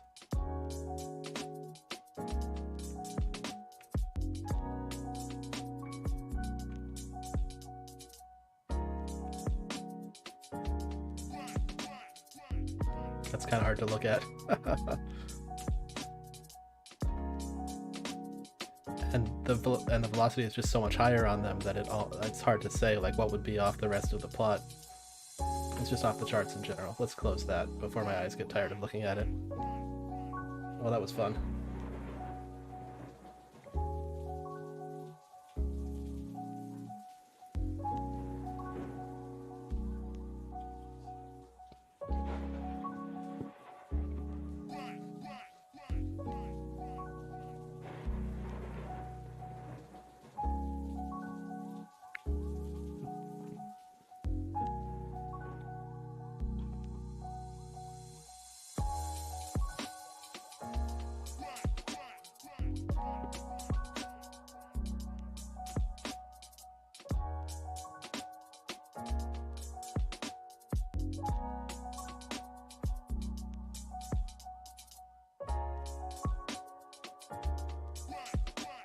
What if I drop them all at the bottom so they have less kinetic energy to start with?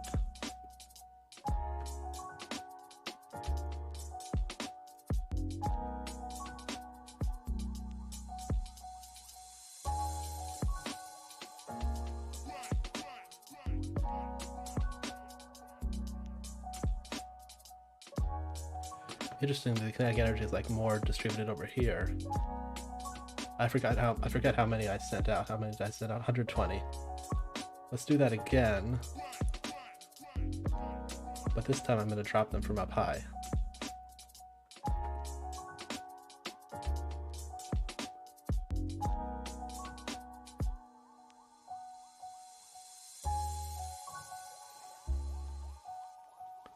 And the distribution's more flat and more, well, okay, now it's kind of down here again. Looks about the same as when I dropped them from down here, actually. Oh, hey, Captain Fubar says, hey, you're back. Yeah, I'm back. I was away for a while, but I'm back.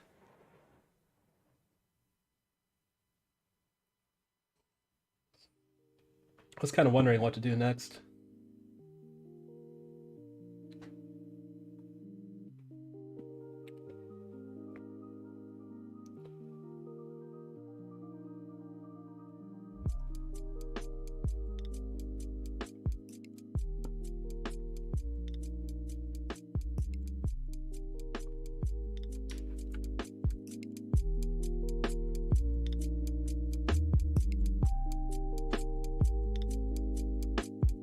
It's actually a pretty nice shape here.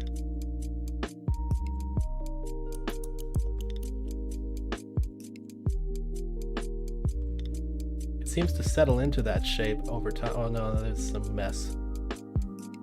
But most of them are pretty smooth. What if I create a whole bunch more but then give it time to relax?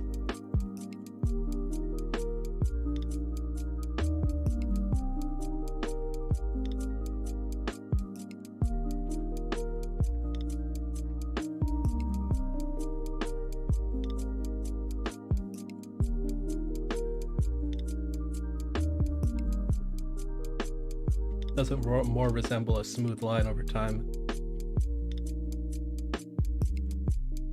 I don't know how long it would take for this thing to calm down and settle into it. It's almost like there are waves going back and forth.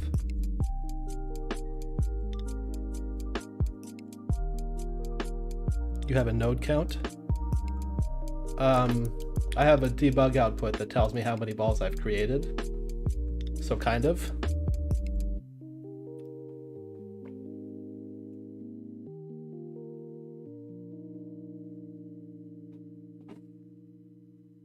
I don't have any logic to free nodes when they fall off the edge, which actually can happen if I get it stuffed way too full.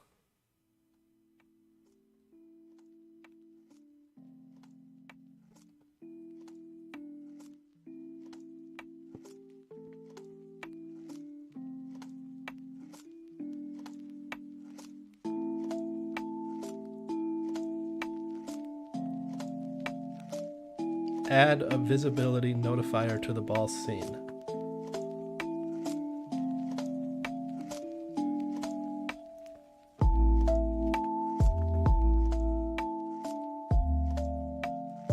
Ball.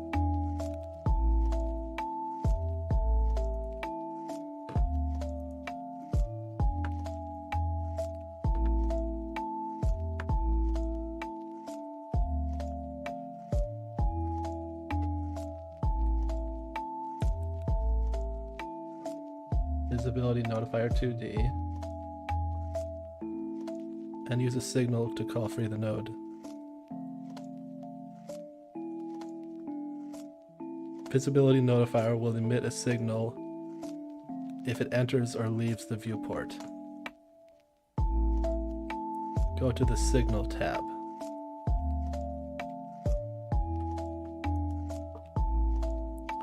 Top right next to inspector. Oh, node, signals, screen exited. Connect, receiver method, free.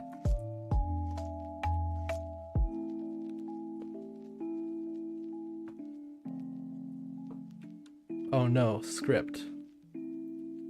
Do we need to create a script?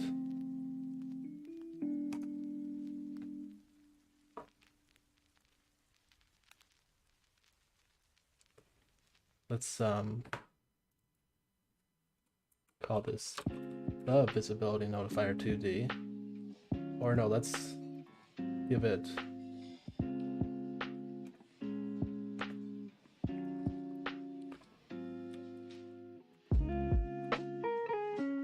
so there's free, but I think I want to do this on remove everything. Alright, it's all gone.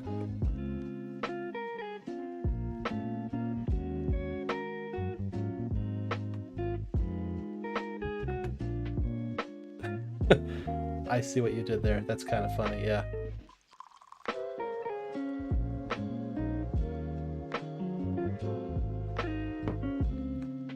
Beside the extension definition, what if I just drag screen exited onto here? That's not how that works. Extends, rigid, body, 2D. Got it.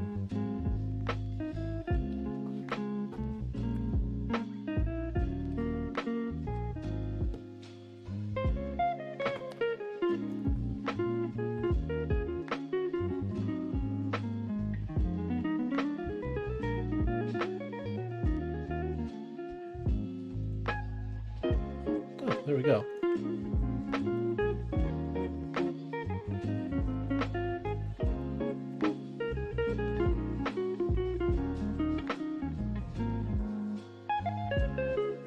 Just call q.free, thumbs up.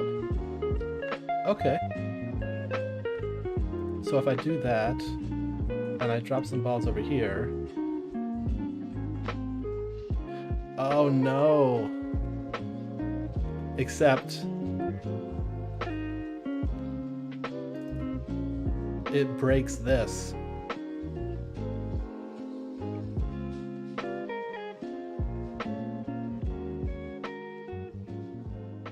So I have this array of small balls.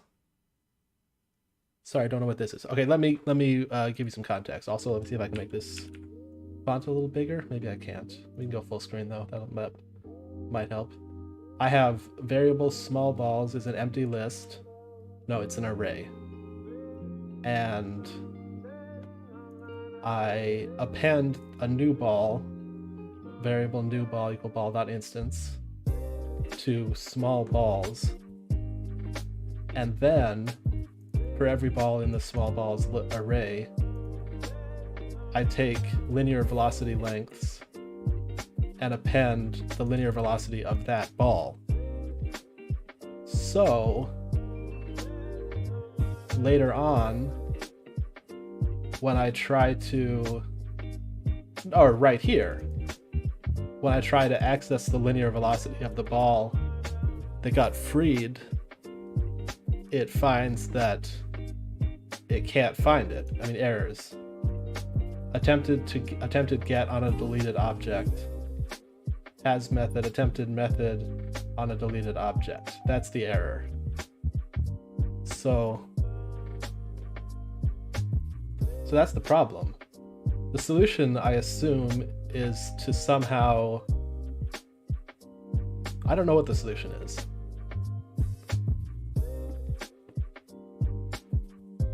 One solution would be to do away with trying to free the resources when they fall.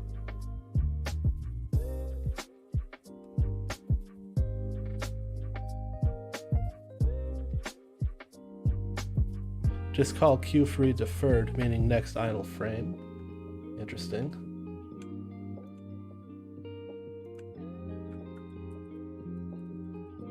Like this? Or maybe it's maybe it's dot deferred.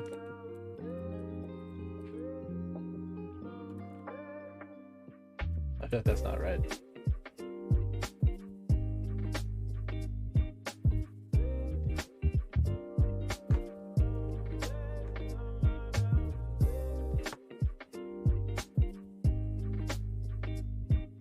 Okay, that's not right. I didn't think so.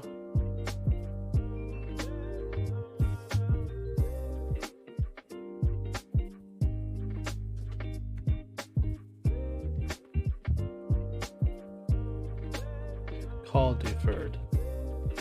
It is an object method. If it's an object method, then I just call it here. Oh, then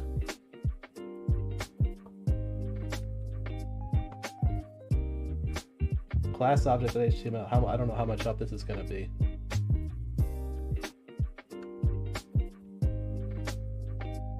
But let's see.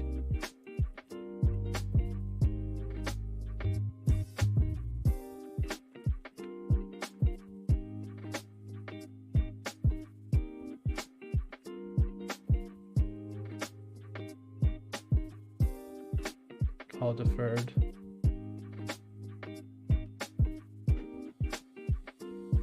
String method.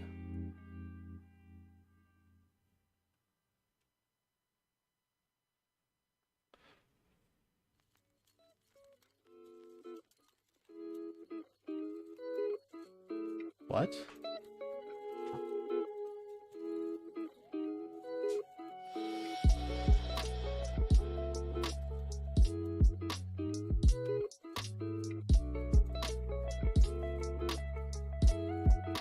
Pass the method name as a string. Why is it set position? Okay, call deferred. Method string.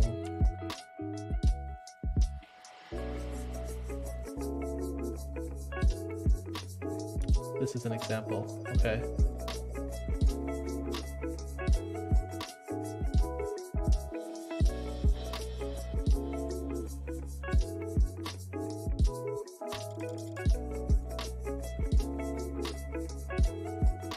Attempted get on a deleted object. It's still attempting to pull the linear velocity out of a ball that got freed on an idle frame.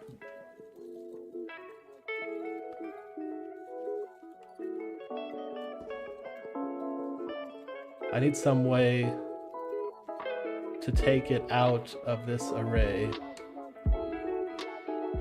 Is there a try except in this? Is that a thing in Godot script? Except get named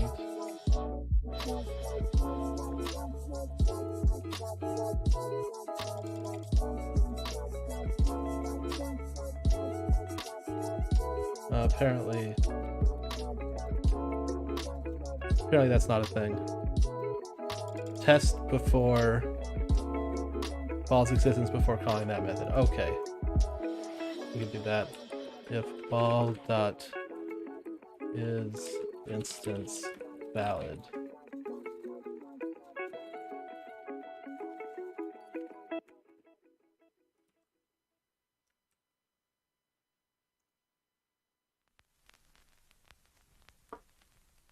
Sorry, is it a function? It is a method. Okay.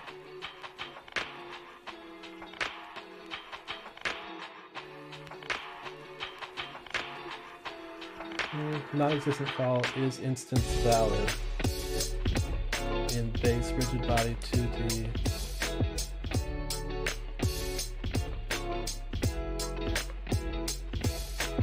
If ball.is instance valid, and it seems that instance valid is returns whether the instance is a valid object. Seems like this should work.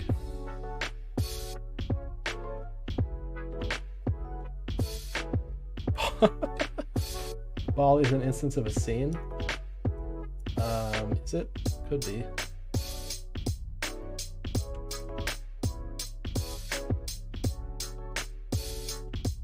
Scene.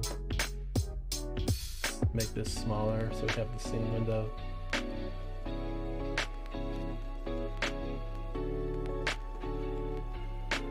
Well, yeah, ball is a scene. Can I see your ball variable definition? Sure.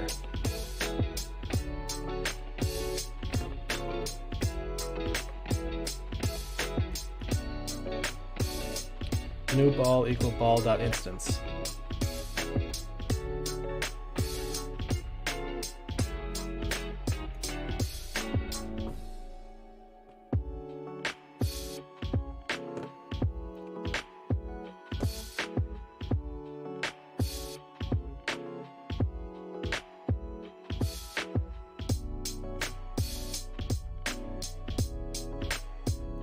Ball is export packed scene variable ball. Well, what's this 1266?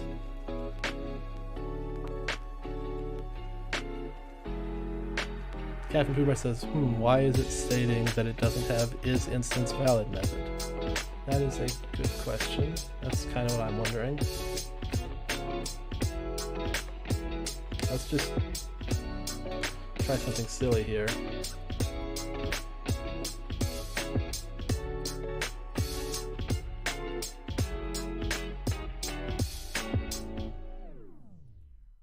Let's see if that gives the same error.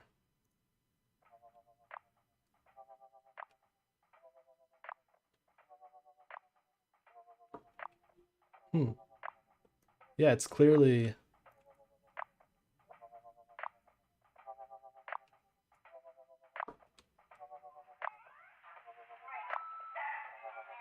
Captain Fubar says, this is literally the description of this method. Returns whether instance is a valid object, e.g. has not been deleted from memory.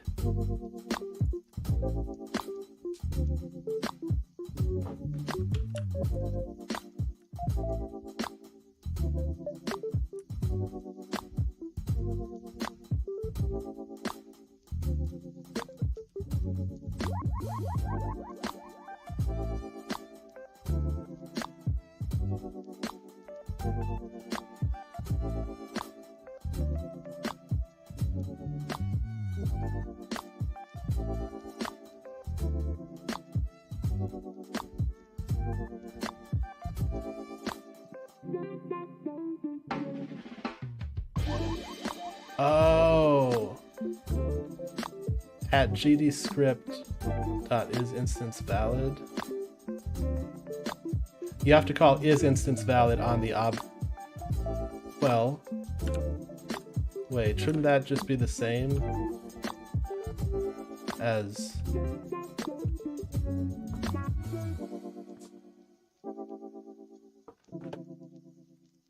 so is it I'll delete this one because that's not the important one.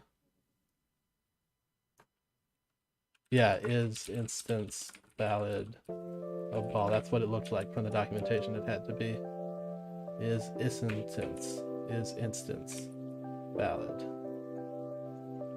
Is instance valid of ball.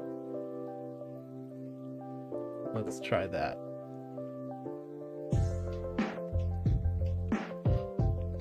Yep, that worked. Okay. Now we can lose some off the side. Ta-da! Sorry, my fault, says Captain Fubar. That's okay. I don't mind. You've been so much help tonight. Like, immensely helpful.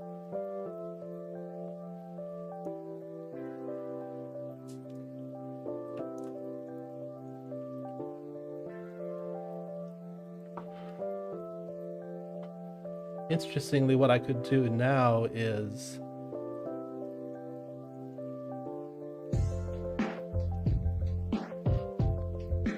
do a couple of things. Oh, but it's the end of the timer, so it's time to bring in that BRB screen.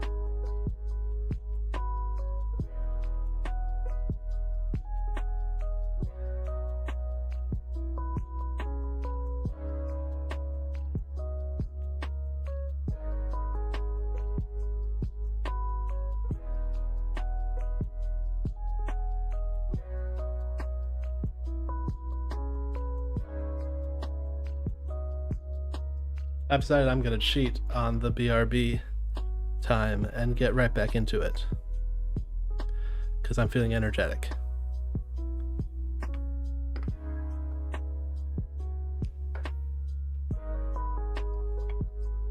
Get that timer going.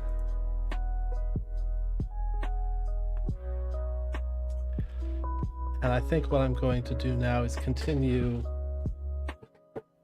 working through their tutorial. So here goes that. We'll see how far I get before the next major detour. Okay, the ball appears in the top left of the click on it and drag it towards the center of the view. I've done that. Play the game by pressing F5. You should see it fall. You can repeat this process until you have several in the scene. Command D, right?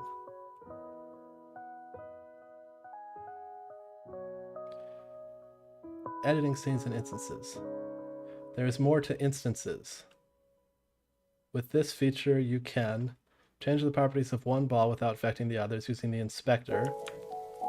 Okay, let's actually need to back up and see how to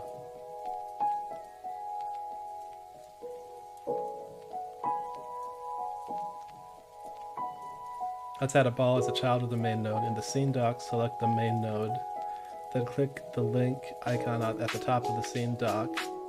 This button allows you to add an instance of a scene as a child of the currently selected node. So we go main, we go link, we go ball, we go open. We look at 2D, We'll see the ball is... Oh, I forgot I made ball tiny. Or at least relatively small. There it is. That's okay.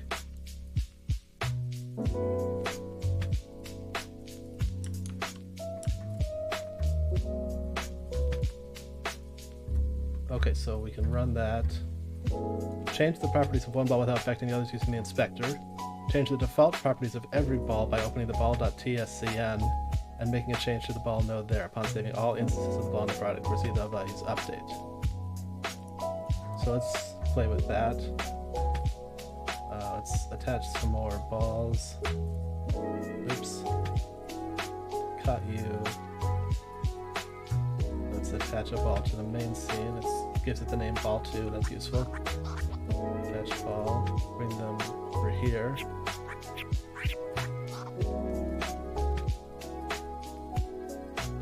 What's this thing?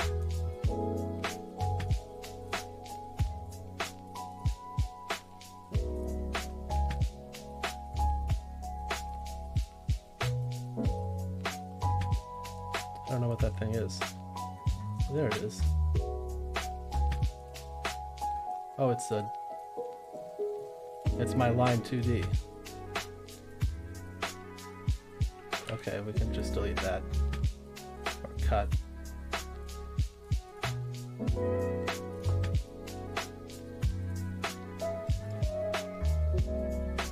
Okay.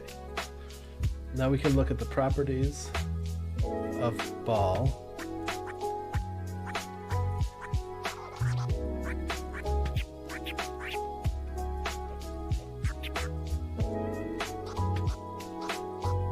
Node 2D. Oh, it has this where the size of it is, so I can make it. Let's make it scale 5 and 5. Oops.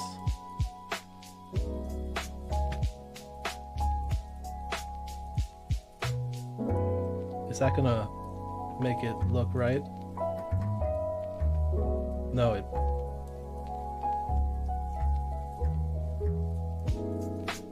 does not make it look right. Size changes to, yeah, I've made this mistake before. Rigid by 2D in character, rigid modes will be overridden by the physics engine when running. Change the size in children collision shapes instead. So reset that.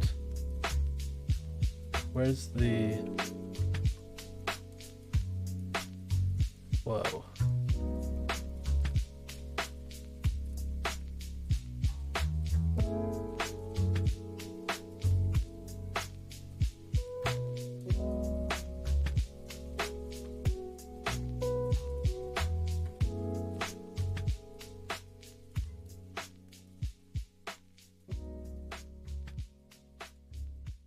Why can't I change the size of it? Let's see here.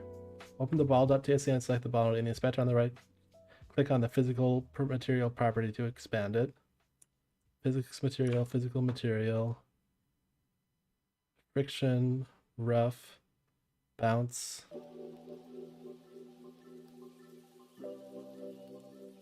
Oh, by default it only goes from 0 to 1. That's funny. I was trying it up to like 100. Let's try it at 0.5.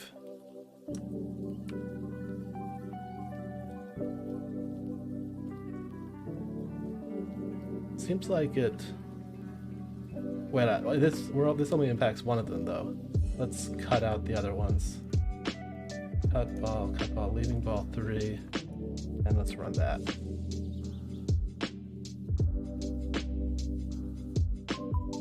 Still bounces pretty good.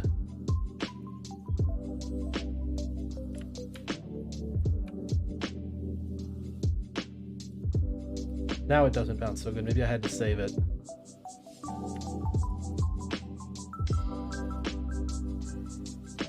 Now it bounces nicely. And if I set the bounce to 0, it updates it when I press save, maybe. Whoa, it actually was not even moving and now it is moving. That's funky. That's some perpetual motion. Pretty crazy.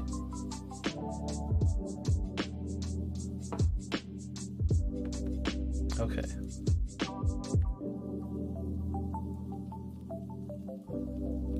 Let's leave it at like 0.5. Let's go back to the tutorial. Set its bounce property to 2 by clicking on the number field, typing 2, and pressing enter.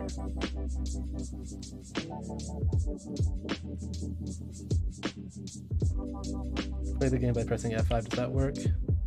I need the command.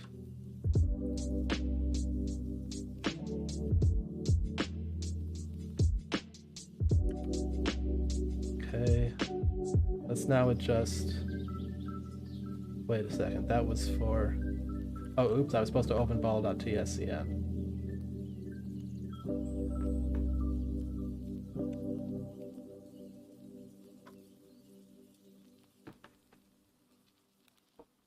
Ball. Bounce 2. And this should affect all of them, so let's duplicate ball a few times. Ball.tscn, bounce 2, main, where are my balls? Probably all on top of each other. Let's fix that. Let's also hide my canvas layer and label, that's not really being used.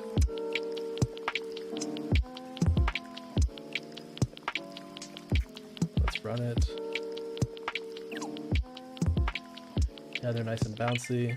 And if I set, where is bounce? Ball.tscn, bounce 0.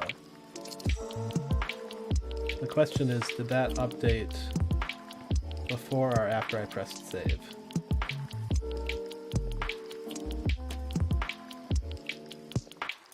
I did not press save, so it updates automatically.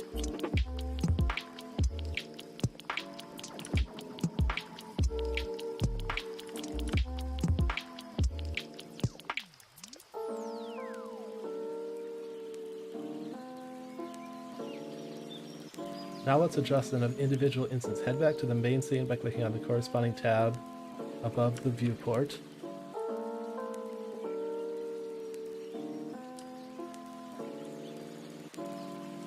Select one of the instance ball nodes, and in the inspector, set its gravity scale value to 10.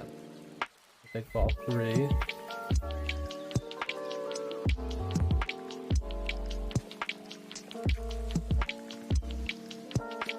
In the inspector, rigid body 3D, gravity scale. There it is.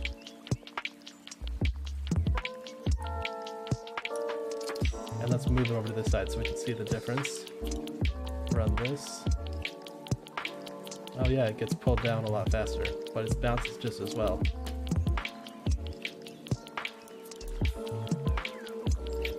Cool.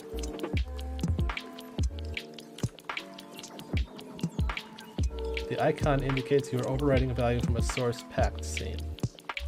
Even if you modify the properties in the original scene, the value override will be preserved in the instance. Clicking the revert icon will restore the property to the value in the saved scene. Rerun the game and notice how this ball now falls much faster than the others. Note: if you change a value on the physical material of one instance, it will affect all the others. This is because physical material is a resource and resources are shared between instances. To make a resource unique for one instance, right-click on it in the inspector and click Make Unique in the contextual menu. Resources are another essential building block of Godot games, and we will cover in a later lesson. Okay. Scene instances as a design language. Instances and scenes in Godot offer an excellent design language, setting the intention of setting the... Hey, Rascal 2! Hello, Rascal 2, fire! It's great to see you. I like that Rascal 2-4 wave. Like a little, is that it's like a fire creature, yeah? Or is it a smiley face? Mavi Sunshine, raid, hello.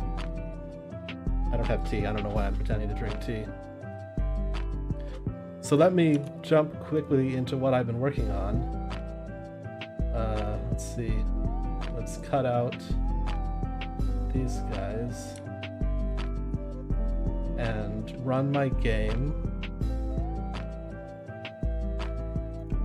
And I drop a bunch of balls around and look at the shape that the plot makes after some time.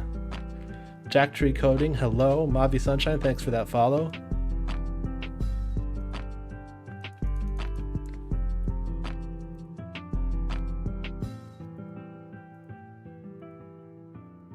Notice how it kind of jumps up and then decays back down.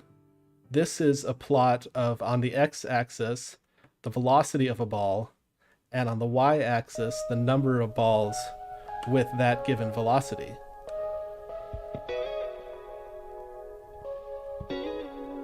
Rascal2 says, physics sims are always fun to mess around with. Always love seeing those animations made from physics. Yes, they are fun to mess around with.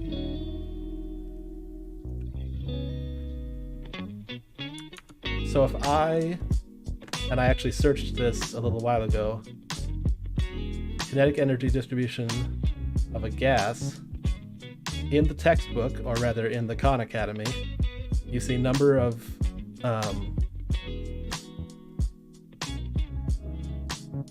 Rascal2 says, yes, it is totally a fire creature. And, okay, speed, velocity, number of molecules. Are you a student or teacher? Either? Maybe I'm a teacher because I'm doing this on Twitch. I don't know. That's the distribution, what it's supposed to look like in a textbook. And that's what it looks like on my screen. And I think that's pretty neat. But thanks, Raiders, for stopping by. What, Rascal2, what were you working on? Are you still, I know you were connected with the whole 100 dev scene. Are you still working with that?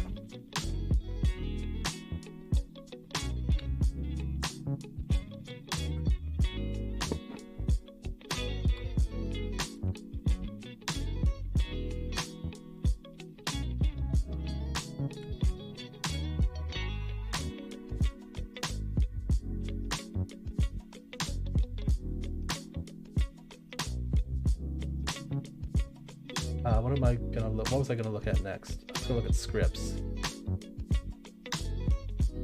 I was gonna talk about how project settings. I feel like I can make the text larger somewhere.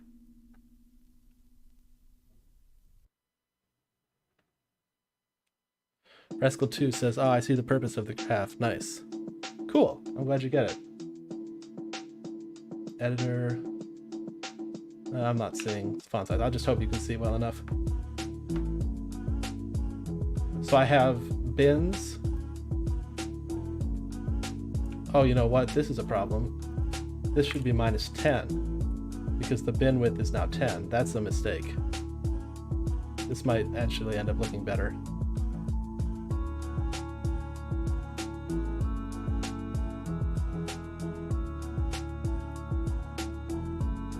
Fill it up with a bunch.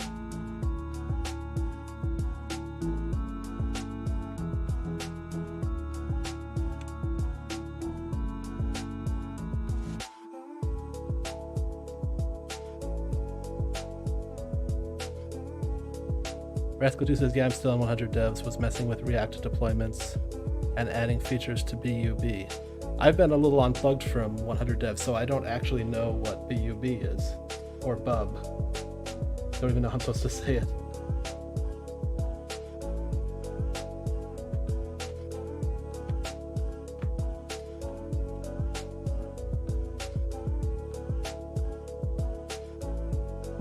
So a cool thing about that I want to point out for everybody to watch who's still here about Godot is that you can look at things like ball.tscn. You can look at it here, but just as well, I could go and say ls, there's a ball.tscn here, And I can say less ball.tscn.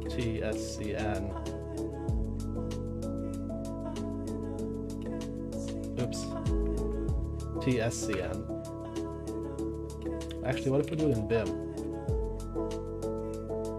Yeah, it gives us nice syntax highlighting.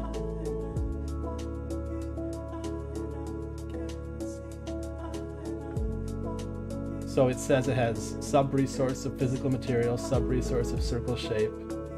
It has node of ball, type rigid body 2. It has node, and so on. And also, because this is just a text file, I can say get what's the diff.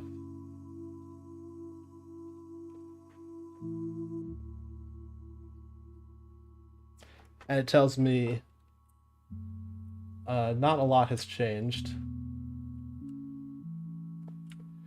but I added in the visibility notifier 2D. Rascal 2 says, cool. Bub is short for binary upload boom, the full stack app we made with users plus posts plus media uploading. Cool.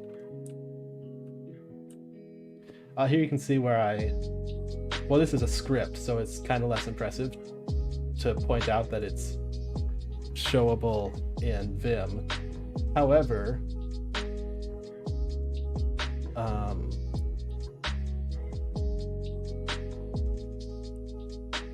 it's nice, I guess. Sorry, I'm losing my train of thought now. Let's go back to Godot. Let's just watch the pretty balls bounce for a while. I've been at this for, what, 3 hours? Wow.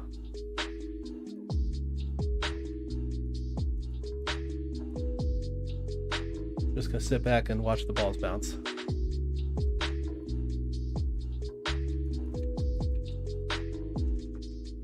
Welcome Ghosts has followed. Thank you, Welcome Ghosts. Appreciate that follow.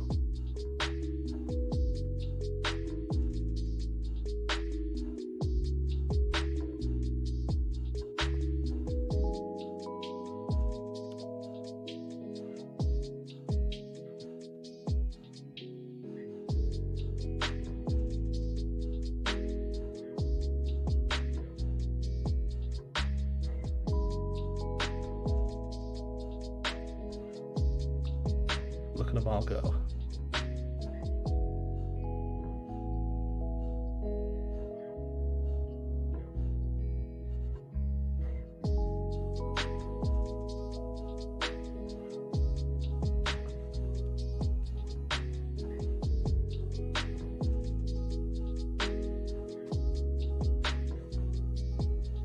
I wonder if I can make the balls look different depending on how fast they're moving.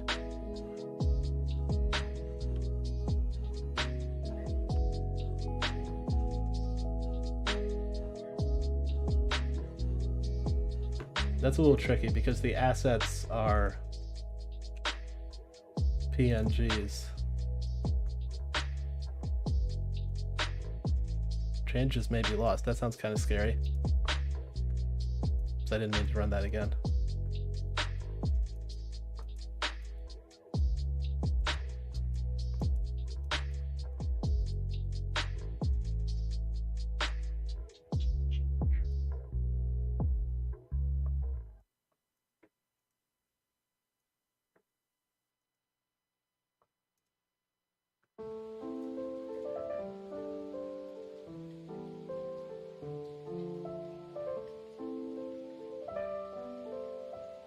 I think I'll jump back into the tutorial I was working on.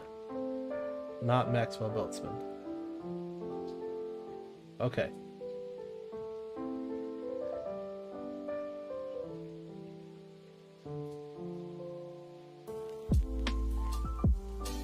Scenes and scene instances as a design language. Instances and scenes in Godot offer an excellent design language, setting the engine apart from others out there. We designed Godot around this concept from the ground up. We recommend dismissing architectural code patterns when making games with Godot, such as model view controller or entity relationship diagrams. Instead, you can start by imagining the elements players will see in your game and structure your code around them. For example, you could break down a shooter game like so. Weapon, instance by code, stage, weapon, player ship, enemy, obstacle, hub, market, enemy, missile. Actually, I know what I'm gonna do. I was gonna try to go through the whole 100 devs curriculum myself, and I got stalled when reading the big long what is it? It's Shay Howe, his HTML, CSS, and maybe also JavaScript resource, although I think it's just HTML and CSS. Uh-oh. Your computer is running low on storage space. Visit storage settings to free up some space. I'll do that later. Anyway, I got bogged down in that, and I got started with a new job, and come to think of it, I was busy learning things for that new job, and front-end web development didn't seem that relevant at the time, so I wasn't interested enough to keep going with it, which I'm kind of sorry for, because it was exciting being part of the 100 devs community for even a short time when I started checking out that curriculum. Anyway, just some random thoughts on that. Let's get back into it with the shooter game. Material, HUD, which I learned earlier means heads up display. Enemy instanced by code creates a missile. Player ship and stage.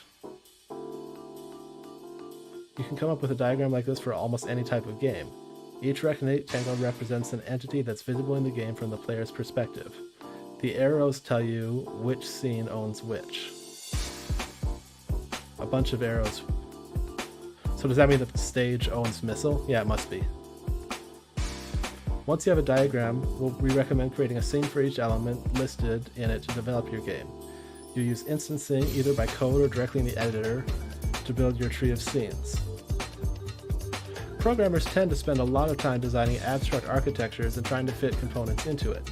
Designing based on scenes makes development faster and more straightforward, allowing you to focus on the game logic itself. Because most game components map directly to a scene, using a design based on scene instantiation means you need little other architectural code.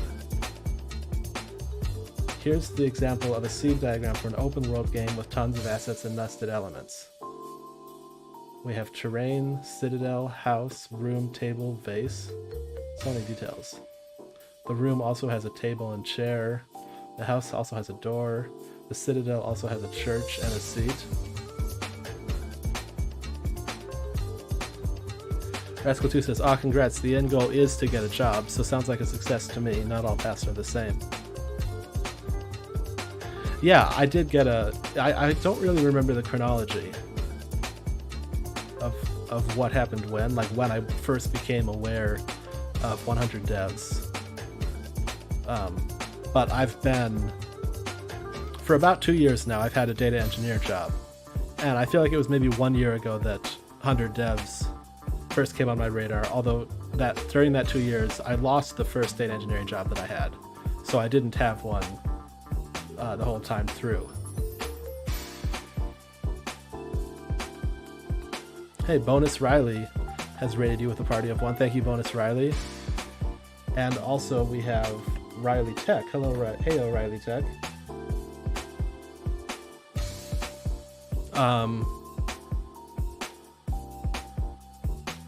Let's see, what was I doing? Riley Tech, that's my alt account. Riley Derp. Thank you very much. Good to see you. Riley Tech says, I usually don't stream programming on my main. Got you, okay.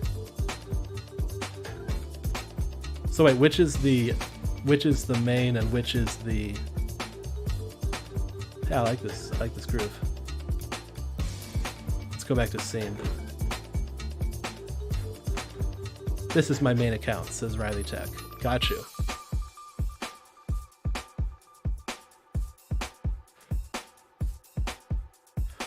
Riley Tech says, also, how's the physics sim been? It's been good. Let me show you. So actually, I'm gonna show you this in reverse order to what I've been showing some other people. If you look at Khan Academy, the Maxwell-Boltzmann distribution says, and stay with me because you're gonna see some pretty balls bouncing around soon, but stick with me with the theory. the speed on the horizontal axis is v, and the number of molecules is on the vertical axis, and it theoretically should show a shape like this. Well, I have in Godot made a, let's close out that, well, whatever, let's just run it. Made a bunch of balls bouncing around, and once there are enough balls bouncing around, a plot appears. Let's really load this thing up. Let's load it up even like twice as much. Just clicking the balls all over the place. And this is a graph of velocity on the right against number of balls on the up and down. And you can see it's not a very pretty plot, it's kind of noisy. It would probably be nicer if I did like an exponential decaying time average of velocity for each of the balls. But anyway, you can see it makes kind of the same shape, which I think is pretty rad. I probably dated myself by using that term, but I like this a lot. Riley Tech says nice. Yeah, I'm glad you like it.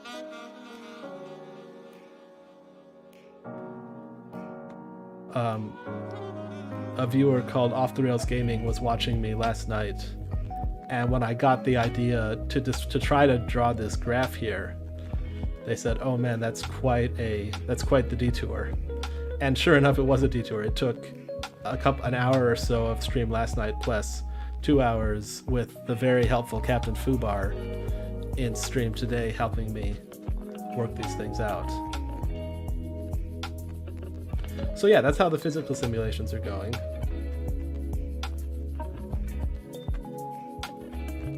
Riley Tech says low, fair. Let's see, we're just about to the end of. Let's review the code that makes that possible. Main.gd, expand it, hide the output. So the first part of it is a function underscore input. This happens whenever there's input, I guess, to anything in Godot. Riley Tech says, I spent the past 2 weeks coding vector addition for a GPU, so I get it. You might get it better than I do. I think you might have a deeper understanding of the pain than I do. Oh, this pass doesn't need to be here. But if event.action pressed is called click, so you see it's got a really nice, kind of writes itself almost. It's similar to Python in that way. This is GD script, which is similar to Python, but it's specific to, for one thing, it has typing where you have to declare your variables. For iron range 20, you know, let's spread this out. And let's make this up to 400, then subtract off. Yep, I know it's a syntax error. I'll fix it. Subtract off 200 and make this up to 100 and subtract off 50, so that they'll just be spread across a larger area when I spread out the positions of the things. So let's try that. Oops, I forgot it was going to be more spread out. And now that it's more spread out, I can make more of them at once. So let's. Actually, you know what's going to be fun is I'm going to do a little bit of on-the-fly development here.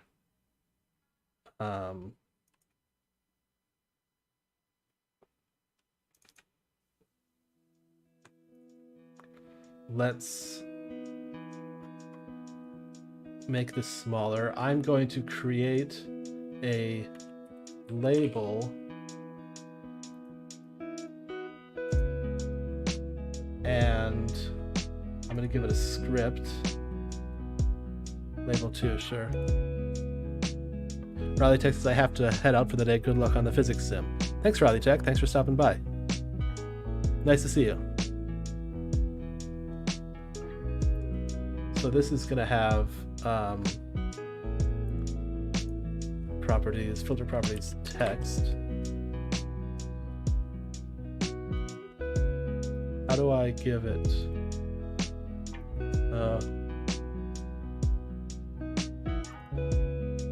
Oh, label, okay, has the property text. There we go.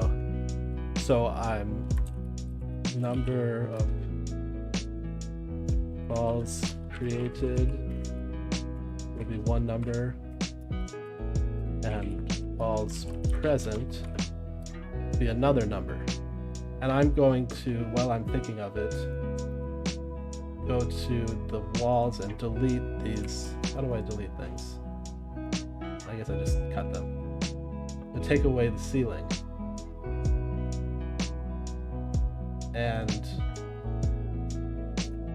oh, that's not right.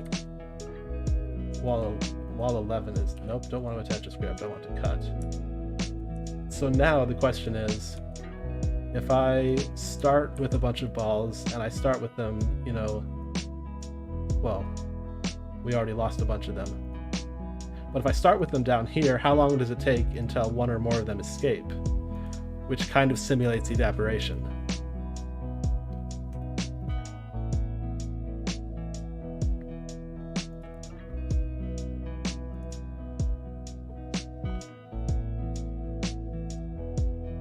You can see that some of them are getting maybe kind of close to falling off, but not quite doing it.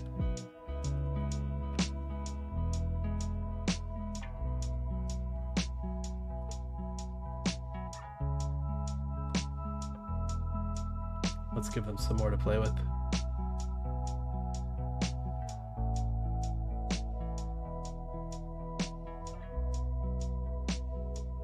Oh, are some of them gonna go? Sooner or later, one of them is gonna fall off, I'm sure of it. Oh, almost. Ah, there it goes, there it goes. Okay. Now I want this to update with how many I've created and how many have escaped. So to do that, I wonder if there's something in here. Copy node path. Can I just go into main.gd, script, main.gd, we have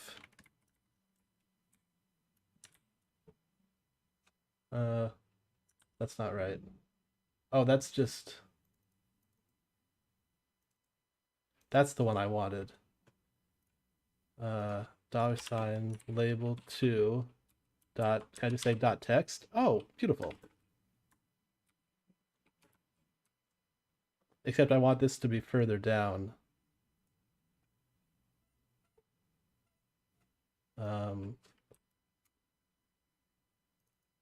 Actually, small balls length, balls, okay. Balls created plus length of small balls plus quote / new line. Oh, that's not how you concatenate strings. Okay, fine. Let's look at Godot string formatting.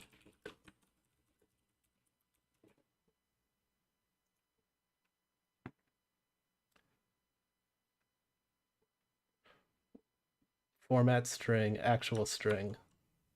Okay. Format bar format string equals balls created %s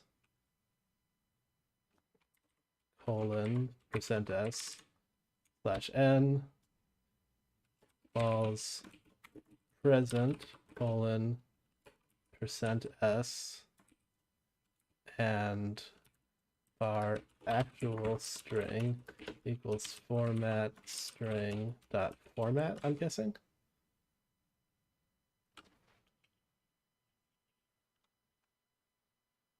What if I have more than one?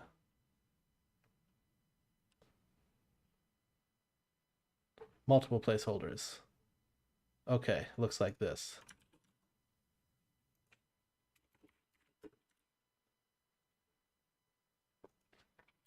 Equals format string %. And now here we have length of small balls. And here we have length of linear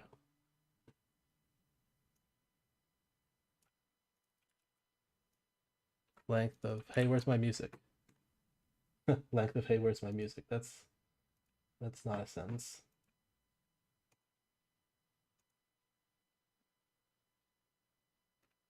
Give it some time to load.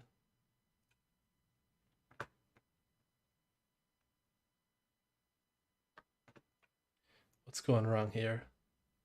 Oh, equals format string equals format string. That's not good syntax.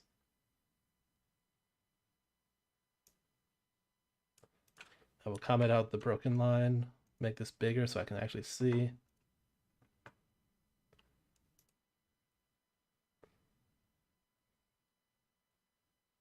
Okay, now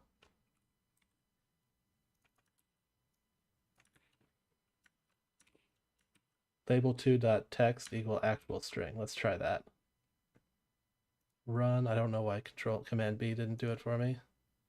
Hey, there they are, 100 and 100. Oops, I lost some. But that's okay, that proves the thing works.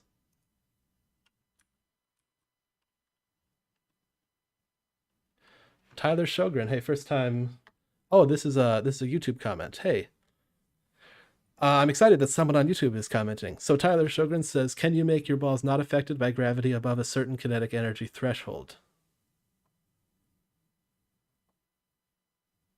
I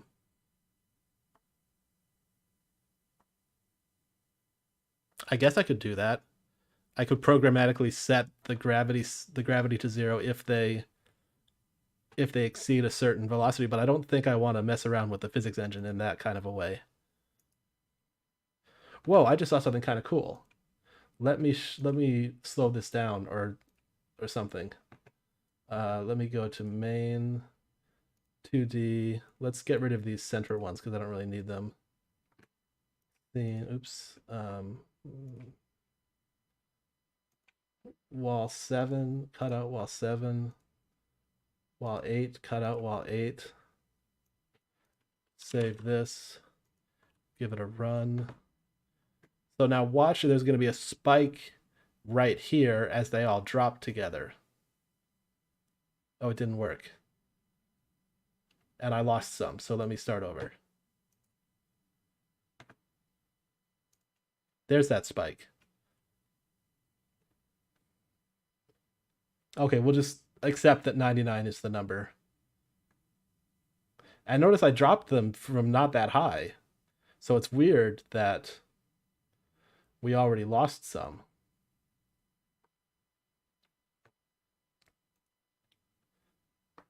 But to answer your question a different way, Tyler Sjogren, the kinetic energy, in a sense, does overcome gravity when it falls over the edge.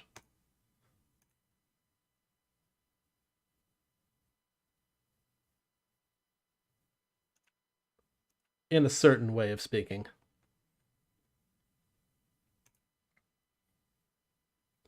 So we've got 1,000 balls now, and they're kind of bouncing up and down all of the group, which is really funny.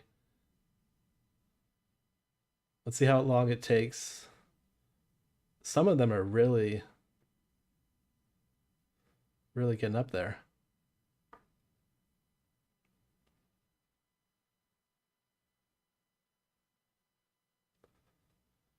As another way to answer your question, Tyler, maybe I can try something a little bit simpler first. Oh, there goes one. Now we have 998 present.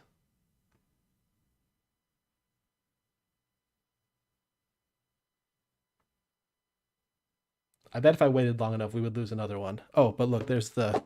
Oops, dropped something. There's the timer. Let's go to the BRB screen.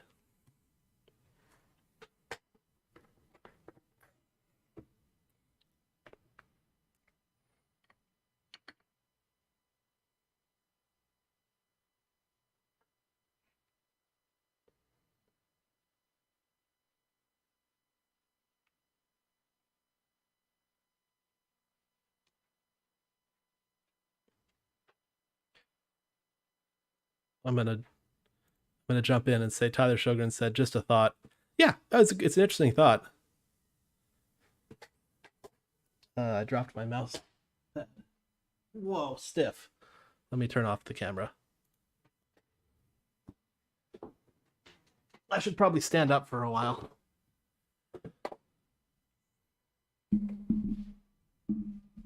Oh, the music is still not working. I wonder what that's about.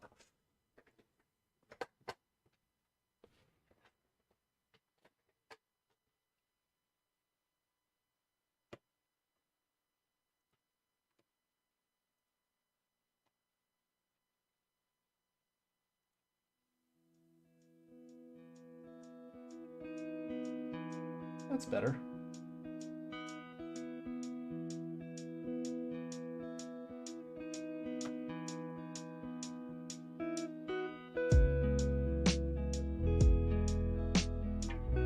Oh, we haven't lost any more balls though.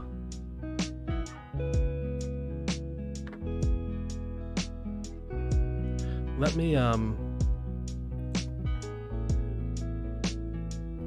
what happens if I unhide this?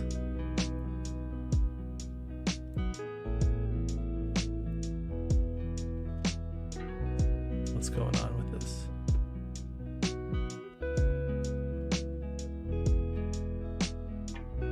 There it goes.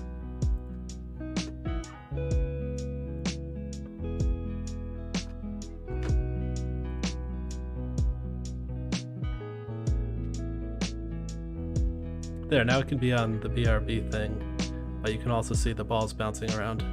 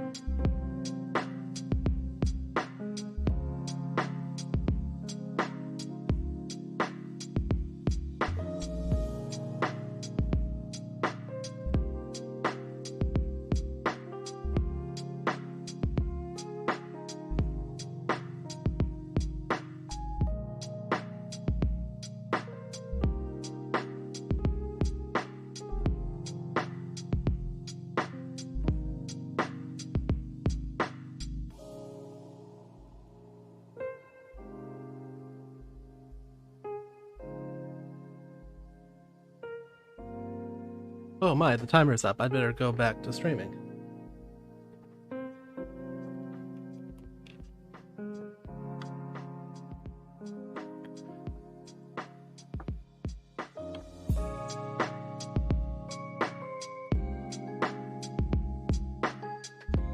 In just a moment. Oops, didn't mean to flip that one over.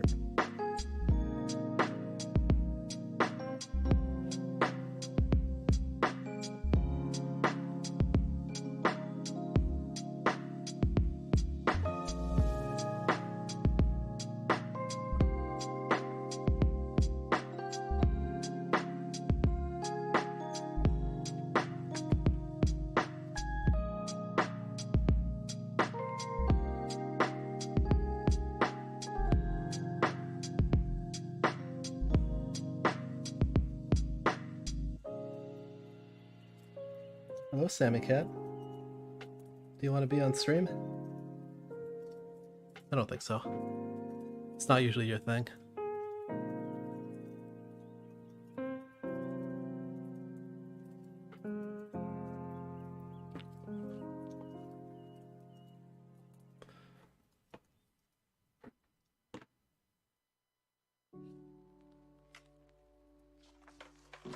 Oh, Sammy does want to be on stream.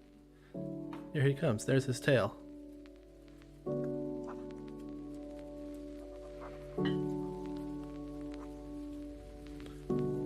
Sammy, can you stand up here?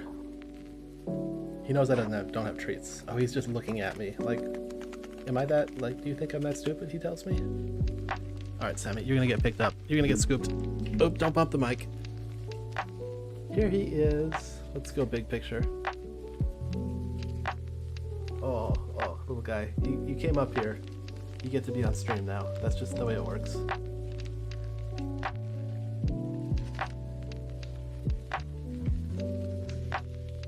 Isn't he a good kitty? Okay, Sammy, you can go now. You gonna go somewhere? Well, I don't want you climbing up on my computer, though. Okay, you can go over there.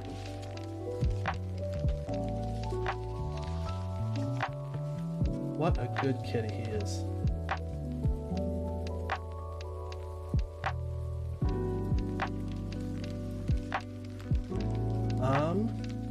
What now?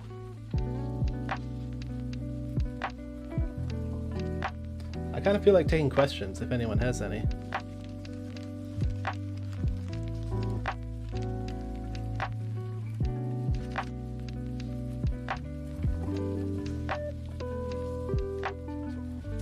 Anyone have a question about coding or Godot or physics or life or tea?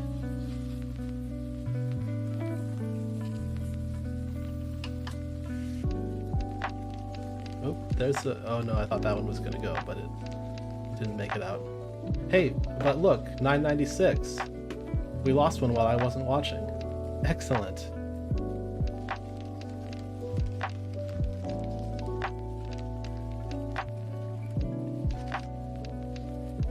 That did exactly what it was supposed to do.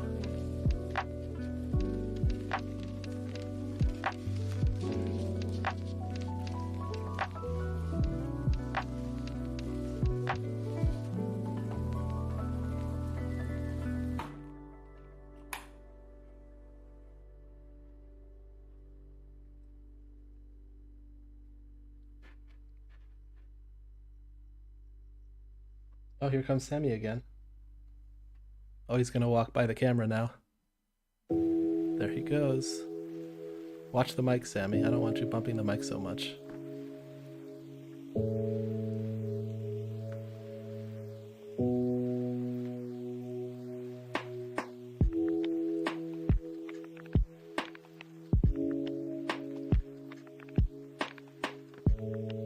Hey, 995. We lost it. Oh, wait, here goes another one.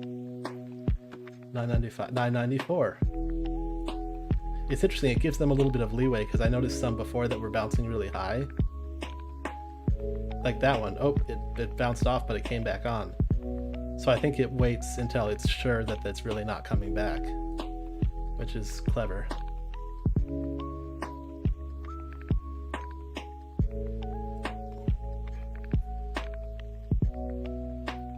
You know, for every ball that leaves, I think it makes it that much harder for the next one to get out.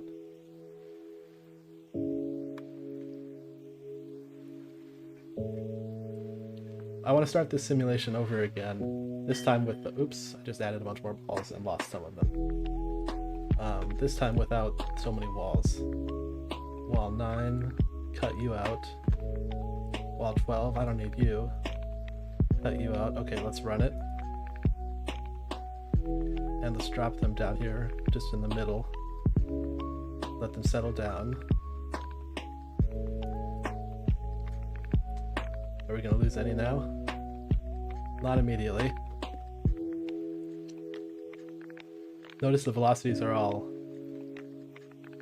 relatively low. What if I drop some from really up high? Then we might lose some. Oh, no, we didn't lose any. But look, the velocity distribution is more towards the fast end. Tyler Sjogren asks, how does Godot performance compare to the other popular engines? Well, sorry to say you're asking the wrong person, because I haven't tried any of the other engines. And I really haven't done any formal testing with Godot. I've just been... I mean, I have... Just to give a rough idea of performance, let's put a ceiling back in again. 1, 2, 3, 4, and let's go to ball.tscn and close down. Oops. Whatever I just did, I didn't like it. Ball, bright, collision shape, visibility notifier. Let's do collision shape. Let's make it down to 0.1. 0.1. 0.1. And sprite 0.05. 0.05. How many balls can you add? Yeah, I can add like 1,000 or so. No, not 1,000. I can add like 4,000. So I was just making them smaller so I can add a bunch more and get them all trapped.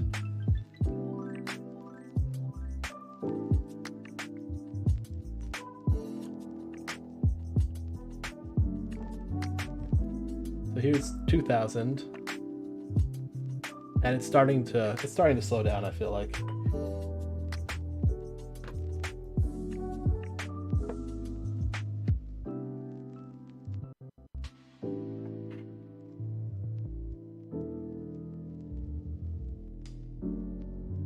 But let's add another 1,000.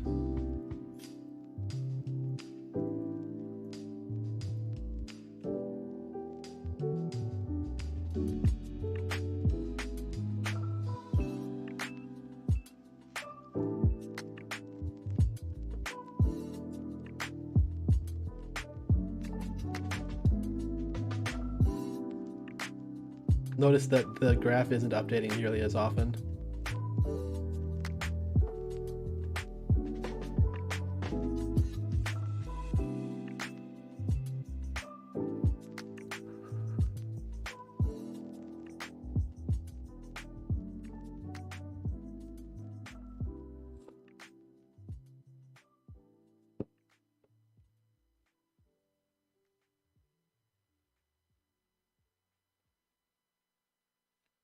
Let's go up to 4,000 and watch it really sweat.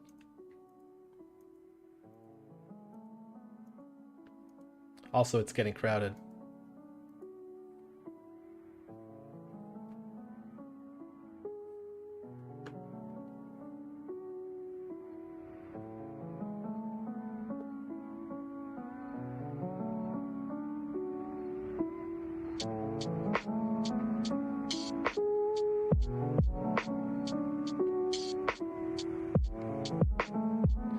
Also, something I'll point out is that I think the limit has to do with the graphics processing on my laptop more so than the ability to calculate the collisions. I say that because I had some debug output running that would go like every every like 50 calls to process.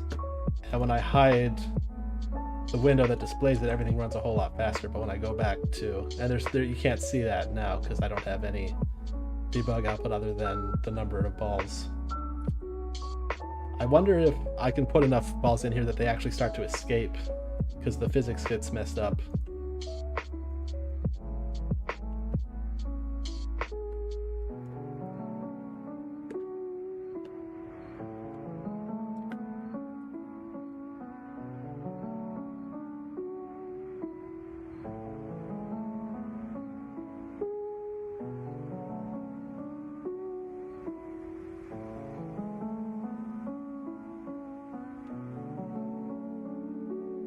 We haven't lost any balls yet. We're at 5,000.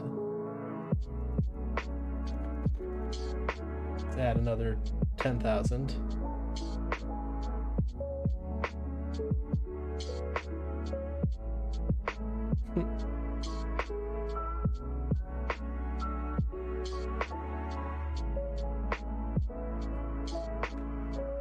I might really have to go nuts to give it enough that it fails and starts to lose balls out the sides.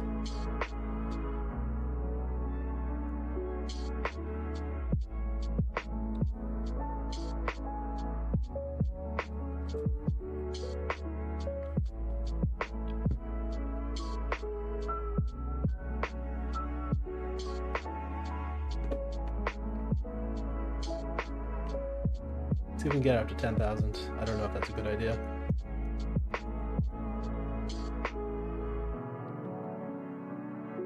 At this point, there's not really much to see because it's just so laggy. I'd say we've reached the limit of how many balls we can reasonably have. 7,000 is too many.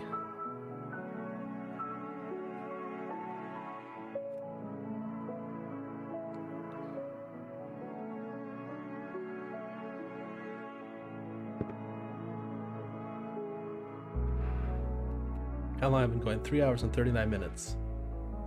That might be enough time to call it a stream. Oh, it's already 10 o'clock.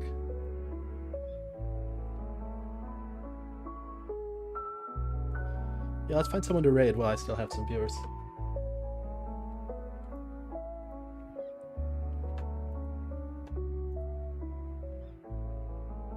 Oh, Erend is live. Let's definitely raid him. Let me get set up for that. Thanks everyone for hanging around and watching. I guess on YouTube you won't actually see the raid happen, but if you want to, you could jump over to Twitch and see the raid there. Up to you.